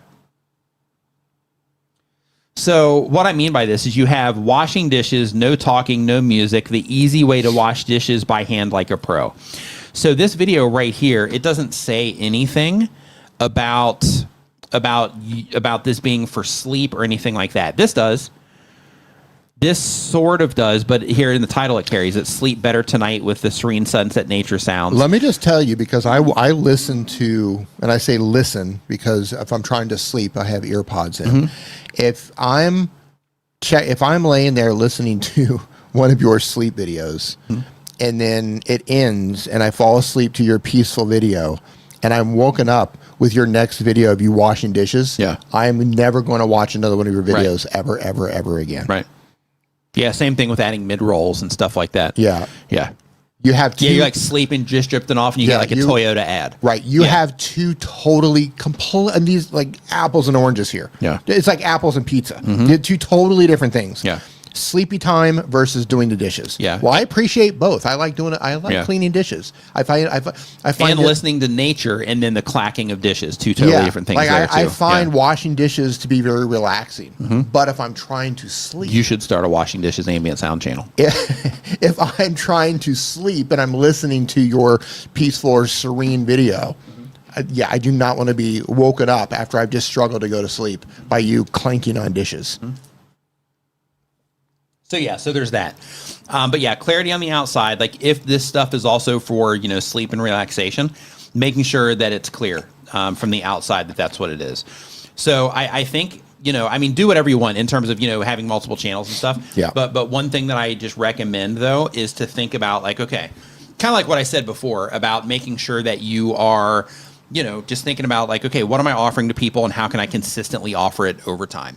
And then doing that. Like, I think like the nature stuff that you're doing, like that might, be the thing, or maybe dishes might be the thing, but I don't think having them side by side is necessarily the best fit. Yeah, I agree. I listen to sleep things. Mm-hmm. One thing, and I'll say this, and I know there's different ways to do this, but the thing that I love the most for true sleep sounds is when they have a black screen. Mm-hmm. When they have a 6-hour video, 3-hour video, whatever it is, and it's a black screen, and all it is the audio for true sleep, because then it doesn't matter. And I have YouTube Premium, so I'm not going to get bombarded with an ad. Yeah. So don't you put loud stuff in there. But if it's a black screen, it doesn't matter if the phone's coming. I can set it down. Doesn't matter. It's going to be dark. Yeah. Just something to keep in mind with sleep. I know some people don't do that. Mm-hmm. Some people put like some chill moving thing on there, and that's fine too, because we can always turn off our phone screen. Right. But I do appreciate a black screen. Mm-hmm. So the salon guy says, I've been using AI images in my thumbnails, and my viewers are not really liking it and telling me to stop. Should I ignore them or stop using AI? So there's what people say and there's how people respond. So you should definitely kind of take it into consideration, right? That some people aren't liking it, but if they're clicking on the video, coming in and leaving a comment, then that means it was effective to actually get them in there. But the thing that you would want to do in that situation is make like a real thumbnail and then make an AI thumbnail and just compare them in YouTube's A/B testing tool. And then you're going to get data to support that decision instead of using just the viewer feedback for that decision. Because, sometimes the vocal minority, they don't share the right information with you, and they don't share the things with you that the general public at scale or your audience at scale might, they might not feel the same way. So because of that, I would do A/B tests in order to figure out what they respond to best and then lean on that. Because, if there's going to be some people that are anti-AI. It's just the world that we're living in, and there's going to continue to be those people to where they're going to be like, oh, this is clearly AI, I'm not clicking on it. Their ability to detect that is diminishing by the day, but as of right now, sometimes, people can still tell, depending on the AI thumbnail, and, some people won't click on it because of that. But if you do find that, hey, I'm A/B testing these, and it seems like when I'm, based on this data that I'm getting back, when I use these AI thumbnails, people are actually clicking on this more, and I'm getting more watch time, for every person that clicks on this, then in that case, that tells you that you can, essentially ignore, some of those viewers. But as a part of that, you can also look at your returning viewers, stuff like that, see if people are, coming back, and see if it's damaged you in that regard also. But yeah. Just using the actual data behind your channel to make those decisions is always the best move in that situation. Like one of the cool things about YouTube and their system and how they've put everything together for us is that we do have this stuff on the back end, to where we can for most of the questions that we have around what it is that we're doing, like we can uncover a lot of these things. I know somebody that is like anti-stats, and it's funny because this person is struggling with their YouTube channel. They keep hitting me up for advice on their YouTube channel, and I keep telling this person like over and over again, I'm like, okay, go in here, look at this, do this, do this. And instead of, looking at the stuff, I get, messages coming back to me saying like, oh, well, that doesn't matter. And this doesn't matter. And this doesn't matter. And I think it's funny because I keep explaining like, yeah, these are the ways that people find out, what works and what doesn't work and, stuff like that. And, saying all that to say that, we have all of these, helpful things that we can, see on the back end of YouTube that helps us make calls like this based on how we can prove that people are responding to what it is that we're doing, right? Because we can come up with theories all day long. Like, hey, I think if I do this in the thumbnail, that people are going to like this. Or I think that if I focus on this in the thumbnail, that it's going to help grab their attention. Or I think if I write a title like this, it's going to be good. But until, you are actually, testing everything, or you're just tracking everything, either one, those theories just remain theories. But then when you have, viewers that are coming in and they're like, hey, we're not liking this thing, then that's a red flag. And it's like, okay, well, if they're not liking it, maybe other people aren't. So then let me intentionally test this thing so that I can get to the bottom of this, if this is an issue, at scale or not. Next. Yeah, that person I'm talking about, they claim to also be like really into stats and mathematics. It's great conversation. Okay, so let's see here. So data doesn't lie. Next up, never does. Data never lies. Yep. It can leave you scratching your head, yep. but it doesn't lie. Yep.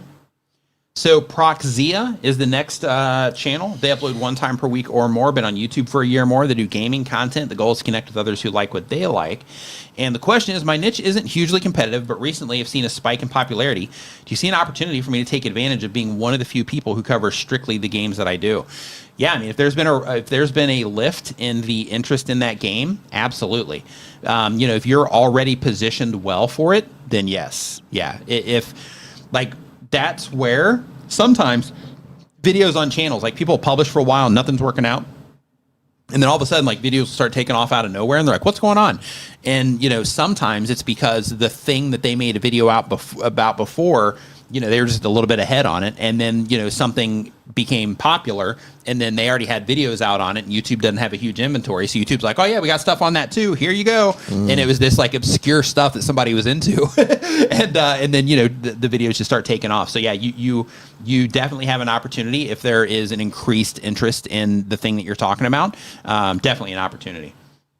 And I would try to fuel that fire too, right? Like as you're making the content, try to bring more attention to it. Make sure you're participating in the communities or creating communities if they don't exist already around that thing, so that you can, start, kind of nurturing the interest in that particular game or topic. Next up on the list here, D, we've got Renee Clancy. They upload 1 time per week or more. They've been on YouTube for a year or more. The type of channel is how to make money from your talents and passions. That's cool. The goal of the channel is to teach others. Question is, I'm in channel JumpStart, but I'm still struggling. Can you provide any advice about how to get my videos seen and be more and more successful? So he has a very strict program there in terms of, the information that he shares there and the processes and systems that he shares there. So because of that, I would reach out to one of your coaches over at channel JumpStart and have them work through that with you. Because like one thing that's important is when you are going through programs like that, or if you hire, a coach or anything like that, is people have their way of doing things. And when their way of doing things, in order for them to be, effective, you need to make sure that you're doing things in that way. So because of that, even though, we align on, those things, it's best to make sure that you're getting that advice to make sure that you stay in alignment with what it is that they're teaching you, so that if I look at it and I say something and you're like, oh, that's a little bit different than what they said, so it doesn't start sending you in a different direction or start kind of taking you off of the plan that they have, worked out for you already. So I would reach out to one of your coaches over there for that. That didn't work out the way you thought it was going to, did it? No, he's right. He's right. They have a system in place over there. Stick to the system. Yeah. Yeah, reach out to the coach. Yeah, he has a very high success rate over there. Yeah. So you're in good hands. Yeah. Just make sure that you're asking all the questions. Make sure you're getting any feedback that you need, any of that stuff. Yeah. You're in really good hands over there. Yeah. So next up, we have Springer Digital is the channel. They're getting ready to start the channel. They've been on YouTube for less than a month. It's going to be educational entertainment, which is digital lifestyle and business building. The goal is to be a full-time creator. And the question is, any new metal rock tracks coming soon on Creator Mix? D. No, not anytime soon. Those are actually the least popular. Oh, really? Yeah. I didn't expect that. I know like your stomp stuff that you put up there is pretty cool. No, some people like it, but most... I use that in my ad. Yeah. Yeah, my ad for new creator. Yeah. I use one of the stomp tracks. Yeah. It's fire. Man, it's so good. Of all the things that are on there, the heavier stuff is the least popular. People want, and they don't stream it at all. Yeah, they don't download it much. Yeah, I guess the stomp stuff isn't really great for a live stream, like for just like kind of the vibe in the background. It's good for like intros. You know, like all day people, for intros. Yeah, people send me videos like, hey, it's the intro to my podcast. It's the beginning of my. I think Doug uses it at the beginning of his thing. Yeah, the beginning stuff is great. It builds momentum. Right, builds momentum. Yeah, but people, they definitely don't stream the stuff. And they don't even download it that much. Just looking at the data, they'll take individual tracks, but that's just like not something that people are interested in. People love the electronic stuff, but they love the chill stuff. They love the lo-fi. They love the electronic stuff. There's some really good lo-fi stuff. That just demolishes everything else. Unfortunately, I listen to Creator Mix lo-fi sometimes on Apple Music when I'm just driving around. But if really good stuff. If that ever changes and there's a demand I have so much stuff I just need to upload, but because it's like a passion project that it takes, it's not priority. Sure. Unfortunately, it'll get up there when it gets up there. I think we might have one album left of rock, I think, but everything else is like electronic and piano and ambient pads and lo-fi and stuff like that. Really quick, Roberto, on the previous question says, being seen is about packaging and positioning and understanding your audience avatar. What do your viewers value more and most? So next up on the list here, we've got AskAwayHealth with Dr. Sylvia. They upload one time per week or more, but on YouTube for 1 year or more. They do health information and education content. The goal of the channel is to teach others. And the question is, what one or two things are keeping my videos from performing better with views and engagement despite slowly growing subscribers? Is it poor thumbnails, poor hooks, on-screen delivery, etc.? So I can't watch your actual videos just due to copyright. I don't know what music you're playing in there. If you're playing music at all, you know, there's a lot of things related to that. I mean, technically I could, but you know, I don't watch them during the stream. So because of that, I can't tell you that, you know, it's in the content itself. However, one thing that I can tell you is if I pull this up on screen here really quick. You pulling up a channel? Yep. One thing that I can tell you is I would definitely make sure that if you are, you know, uploading videos to the main platform, that you upload them in a 16:9 ratio, because, you know, just, I mean, you can get away with this kind of thing, but you know, you want to try to create a consistent viewing experience for people based on, you know, which, you know, type of content they're watching. So if they're watching the long form content like this, give it to them horizontal. If they are watching, you know, the vertical content in the shorts feed, then give them that. But when it comes to that, I would definitely fix those types of things. Let's see here. More removal cream. Weight problem. How do you know if a man is infertile? Yeah, and it looks like these are vertical videos too. For some of these. So yeah, you definitely want to fix those types of things in the future content. But I think, you know, topically, I think these are, you know, okay. And then you have infertility signs, you know, in men. I think that's good. So these are informative for what is available in the video. So it's probably the video content itself, right? In terms of they come in there, like it looks like, you know, everything like looks, you know, decent and stuff. There's some minor technical things in terms of framing and stuff in here. But you know, just from the quick or the quick autoplay, you know, I think that, you know, you've got enough lighting and things like that. People can clearly see you and all that stuff. So what I recommend that you do is you don't have a lot of information here in terms of, you know, data that you can look at on a per video basis. But I would go into the videos that did better, but didn't really, you know, like break out. And I would, you know, just look and see how people responded to these, see if there's anything that you can, you know, look for there in terms of, you know, like better retention type of things. Any place in the video that, you know, people started leaving quickly, you know, stuff like that. And other things is I would look where you're getting views from. So like this video right here from 2 weeks ago, I don't know if you're getting this from the recommendation system or from search, but, you know, this type of thing might be something that people are actually looking for. So if that's the case and you're getting more views on these, then, you know, going after search. And what I mean by that is you simply just make videos specifically about things that people are searching for. As long as your videos can compete there, then, you know, you can start getting consistent views that way. But I would look for those types of things because, you know, I think your thumbnails, even though I think they do need focus, like here, you know, go and lose weight, and then it's just kind of pointing to a person. The thumbnail itself, like if we were to remove the titles and you just look at the thumbnail itself, like that's not super compelling. So this might be one where, if it is like a weight loss video to where you have like a before and after or something like that, to where it's just more impactful, when it comes to the packaging itself. But yeah, it's probably the video content, because even though, like there are improvements that you could make to the thumbnails, I think. Like here, you talk about the C-section scar, but you can't really see it here. So because of that, you can here. Like, I think that would be a better thumbnail for that particular video, like that, right? The actual yeah, like this right here. The whole thing's about how to heal faster after a C-section surgery. Yeah, like that particular thing might work out, or even a before and after of this, to where you have this on one side, and then on the other side you have like a cleaner version where where it's healed better. Like those types of things are typically effective, when it comes to that type of video. So yeah, I would definitely work on those types of things, and then I would dig in, to the retention, just kind of see, how people are responding to the video content itself. Are you waiting too long to get pregnant? Yeah, I can't seem to get pregnant. Yeah, I know. You got to keep trying, D. I'm trying, man. Yeah, we got to keep trying. Not working. Yep. Yeah. Keep at it. Yeah. You'll get there. So next up, we've got Dub Creation is the next channel here. They do bi-weekly content. They do AI music videos. The goal of the channel is to be a full-time creator. And they say, how can I transition into a new niche on the same channel, or should I? It depends on the niche. If you went from AI music creation to original music creation, then you'd probably be fine. If you went from AI music creation to, creating a completely different type of content, you've got like 107,000 subscribers on here.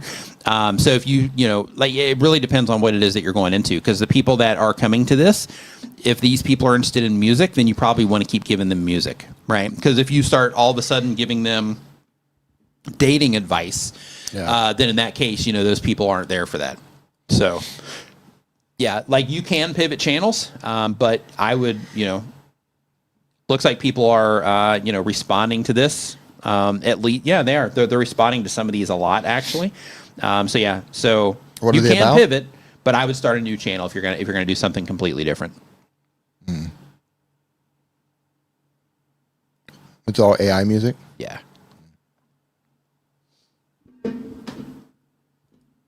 Next. Hey, really quick. Yep. Drew S says, D, please upload all the things. Another rock album would be great, and they loved the Stomp content.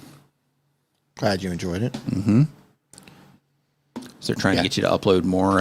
Here's the let me just add some clarity to this. Okay. It seems like you can just upload music. That just seems like from right? Like, you just upload some stuff. Mm-hmm. That's not how it plays out. Right. Here's what happens. You upload stuff, and even though it's original, even though you put it up there or whatever, you upload it, maybe it's sitting out there, and you put it out there and you publish it, and even though you should have gotten flagged when it was unlisted, and then you publish it, and all of a sudden, here comes false copyright claims. Yep. So, like, you kind of have to put it up there. You got to let it sit for a while. There's a lot of stuff up there actually just sitting. Yeah. Just sitting there. I made just blank videos just sitting up there, seeing if it's going to have copyright issues. And then people put it out there, and then some people will steal it and do stuff with it and try to come back. Like, it becomes a whole thing. Yeah. And not to complain about it, because I'm not. I think it's awesome. But, like, it becomes like a job for a while to put up stuff, because it takes like a lot of time to like, and I got to deal with these copyright issues and like play whack-a-mole with these people trying to steal stuff. And so it's a lot of stuff. Yep. Yeah. Whole lot of stuff, but it's fun though. Yeah. So really quick. Eventually. Kenny has just arrived. They said, sorry if a repeat. Any news or rumor about a new state-of-the-art video editor? All the new stuff is great, but it's been a decade or more since any changes. Yeah, I mean, CapCut's been around, not quite a decade, but Dee was talking earlier about art. Dee was talking about OpenCut, I think is the name of it, which is kind of like an open source version of CapCut. Yeah, I think there's a way is a way. A state-of-the-art video editor. Look, man, I think anything state-of-the-art where you can, like Autopod, for example, in Premiere Pro, using AI to edit your videos. Yeah. And that's what YouTube's going to have too, right? Yeah, for the shorts. Though. For the shorts, right. So short-form content, YouTube's going to be able to do that. I think Final Cut Pro, do they have the AI editing plugin in Final Cut Pro? I have no idea. I'm not sure, but I know Premiere Pro has it. Yeah, Premiere has it. Yeah, so, it can go in there and take out your ums and your ahs. Descript can do that. Doug was telling us earlier. So if you want a state-of-the-art AI editing. Yeah. Yeah, if you're on vertical content, you're trying to repurpose and stuff like that, then Opus Clip is going to be the solution for you for that. But for like, like a regular, like actual video editor where you manually do it yourself, not sure on that one, except for the Open Cut, which is like an open source thing that Dee was talking about earlier. Home Rapid Repair says, and this is a great question, if you produce the original song, how can you protect it from false copyright claims? So this is hilarious, and I don't want to end on a sour note, but I'm just going to do a thing here. Unless you have an enormous library, and by enormous, I mean like you're a record label or you have a lot of content, YouTube will not allow you to put your content into the Content ID system. Doesn't matter. Like unless you're a big player, they won't allow you to put your music in the Content ID system to protect it. However, you are free to pay them or ready to pay a third party per song. It's like $20 or $30 per song if you want to, and they will put it into the Content ID system. But you don't have much control over what happens. So if you do it that way, then everybody who uses it gets claimed. Mm-hmm. So you don't have a safe way to protect your art because YouTube does not allow everyone to put to protect their music into their system, unfortunately. Yeah, you have to do it through like third parties and stuff. Which you can't even do it to a third party because then if you pay them to do it, then it claims everybody who uses it. Right. So it's just a constant thing of like whack-a-mole and fingers crossed and hoping that somebody doesn't steal it and pay that $30 and then come back. Mm-hmm. Music is a minefield out there for musicians. I feel bad for people who are trying to doing a living making music on social media. I really feel bad, especially when it comes to copyright issues. Hey, real quick, I want to show you guys something. So I think it was last week I showed you some of this, but I'm going to show you guys the update here real quick because this is going to be available soon. So this is a nerd tool. I'm just going to call it what it is. So this is definitely a nerd tool because it is going to require a little bit of technical setup for the first version that is out there. But this dashboard thing that I showed you, I think it was either last week or the week before. So basically what this is, and this is going to be available for soon. I'm making this free for everybody. But basically what this is a browser extension. And when you open a new tab, it shows you a dashboard, and you can assign your YouTube channel here. It gives you like a quote of the day. You can keep track of up to 6 different YouTube channels here. I wonder if you can see this if I open it. Yeah, you can.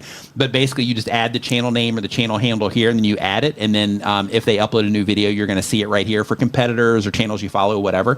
Pomodoro timer here to keep you focused. A little to-do list for the things to do today.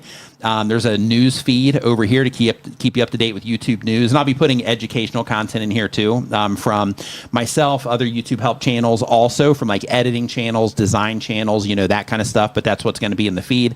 There's like a little quick launch thing up here at the top. So these are different social media platforms, and you also get additional customization here where you can add just custom links that if you want. You can decide how many links are actually in there. You can do all of that. And then a really cool part of, and if you look at the background right now and what this looks like, if we hit the settings over here on this side, you can also reduce the blur in the background, as you can see right there, or you can increase it. You can change it from a image in the background to just a base color. If you want to, you can change it to any color that you want. Really cool. Here, you can also change the actual components of it into different things as well, to where you can kind of really fine tune it to, make it your own and make it, look like whatever it is that you want to look like. But that part is really cool. And then in addition to that, and again, this is a nerd thing because if you look down here in the bottom, you can see here where you add a YouTube API key. So I'm going to have a video in here showing you how to do that particular part. And then there's also some additional options in here, which I'll explain in that particular video as well, for conserving API and stuff like that. But this is really cool for just a jump off point. And if you look here, you have the quick jump into your YouTube channel, YouTube Studio, to create a community post and to go live as well. So you can just quickly jump into those pages of YouTube. And then if I switch to this tab, on the videos page of every YouTube channel, you're going to be able to hit a button to analyze the content. And then as a part of this, you're going to see the top 10 videos that they've uploaded in the last 90 days. And this whole thing is a 90-day view. But you see the top 10 videos they've uploaded over the last 90 days. You see the total upload cadence of how many videos they've uploaded, the average days between uploads, the longest gap, if it's an active channel or not. And then here, you can see, you can hover over each one of these little points, and it shows you videos that have popped. So you can just kind of get an idea of the videos that have performed well on the channels over the last 90 days. And then you can also see here their upload schedule.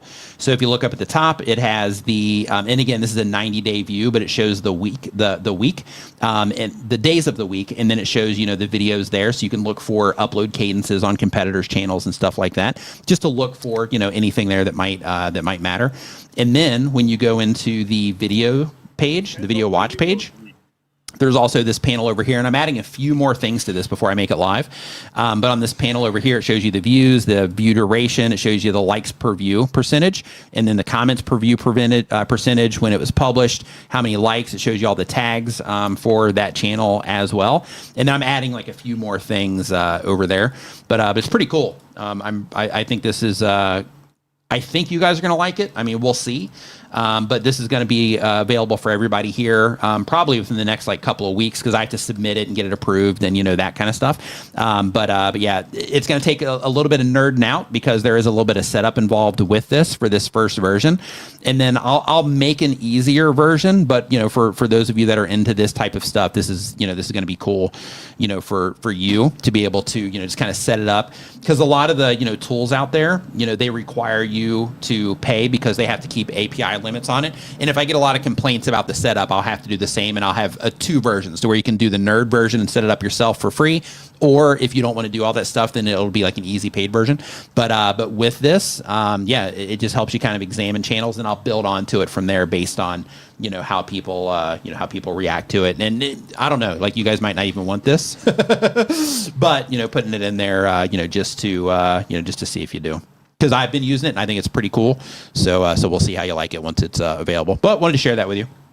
But on that note, I do want to let you know, or just kind of remind you, if you are a content creator, if you are, somebody that's struggling, you kind of hit that wall and you're like, man, I just can't get past this point. I'm trying to get more watch time, or I'm trying to get more subscribers, or, my channel's just not going the way that I want right now. Just remember that YouTube's a learning curve, and it will always be. Everybody that is a content creator, they're all constantly learning all the time. So just embrace the idea that it's a learning curve. Try not to get frustrated. Instead of getting frustrated, ask yourself, okay, what is it that I need to learn? Do I need to learn how to make better thumbnails? If so, how do I learn how to make better thumbnails? Maybe I need to watch some videos on photography. Maybe I need to watch some videos on design. Maybe I need to watch some videos on, how to use, Photoshop or Canva more effectively, those types of things. When it comes to the content, if if you're having trouble keeping people watching the videos, learning how to, do that, watching videos about video production, videos about storytelling, those types of things, analyzing other videos in your niche, which is another thing actually that's a part of this tool. So when I do the channel reviews and stuff, I'm actually going to pull this back up real quick. You see that I have that thumbnail comparison thing that I do. With this one, I have that built in here also, to where you can select thumb A and you can select thumb B, and it pulls it up. So you can go to anywhere on YouTube for this, and you can pull up one of your thumbnails, and then you can pull up a competitor thumbnail. So you can be like, what are they doing that I'm not doing? And the titles are on here as well. I got to fix that right there because it looks like they're not showing. And then it also shows you the thumbnail to small size. So you can also get an idea of what your thumbnails look like at small sizes as well. And you can see how they stand out on light mode and dark mode. So you can make sure that, with your designs, that it works for both, versions as well, which is pretty cool as well. But anyway, with all these things, you just gotta, just work on the skills to do it, because, there's a lot of moving parts to being a content creator, a lot of moving parts to being a content creator consistently over, periods of time. So, hang in there. You got this. Just keep, learning the skill set behind doing these things. Study YouTube, study other, people in your niche that, are having success already, because, that success definitely leaves clues, especially if they're setting the trend for, your audience and all that. So hang in there. You got this. Everybody have a great rest of your weekend. D? Yep. Great stream. Great stream. And if you haven't yet, make sure you check out my app that I made for YouTube content creators called New Creator. Hey, Nick, you got something playing in the background, man. Oh, do I? Yeah. You've hit something. I don't even have anything. Do I? You have to. You hit something. Huh. Oh, it was when the YouTube was open, I think. Oh, I don't have anything open. Yeah. So make sure that you do check out the app. I got a link to it right over here. Got a QR code up here if you're watching on a TV or a computer. It's just easier to scan. So just make sure you check those things out. Have a great weekend, and we will see you next time. Yep.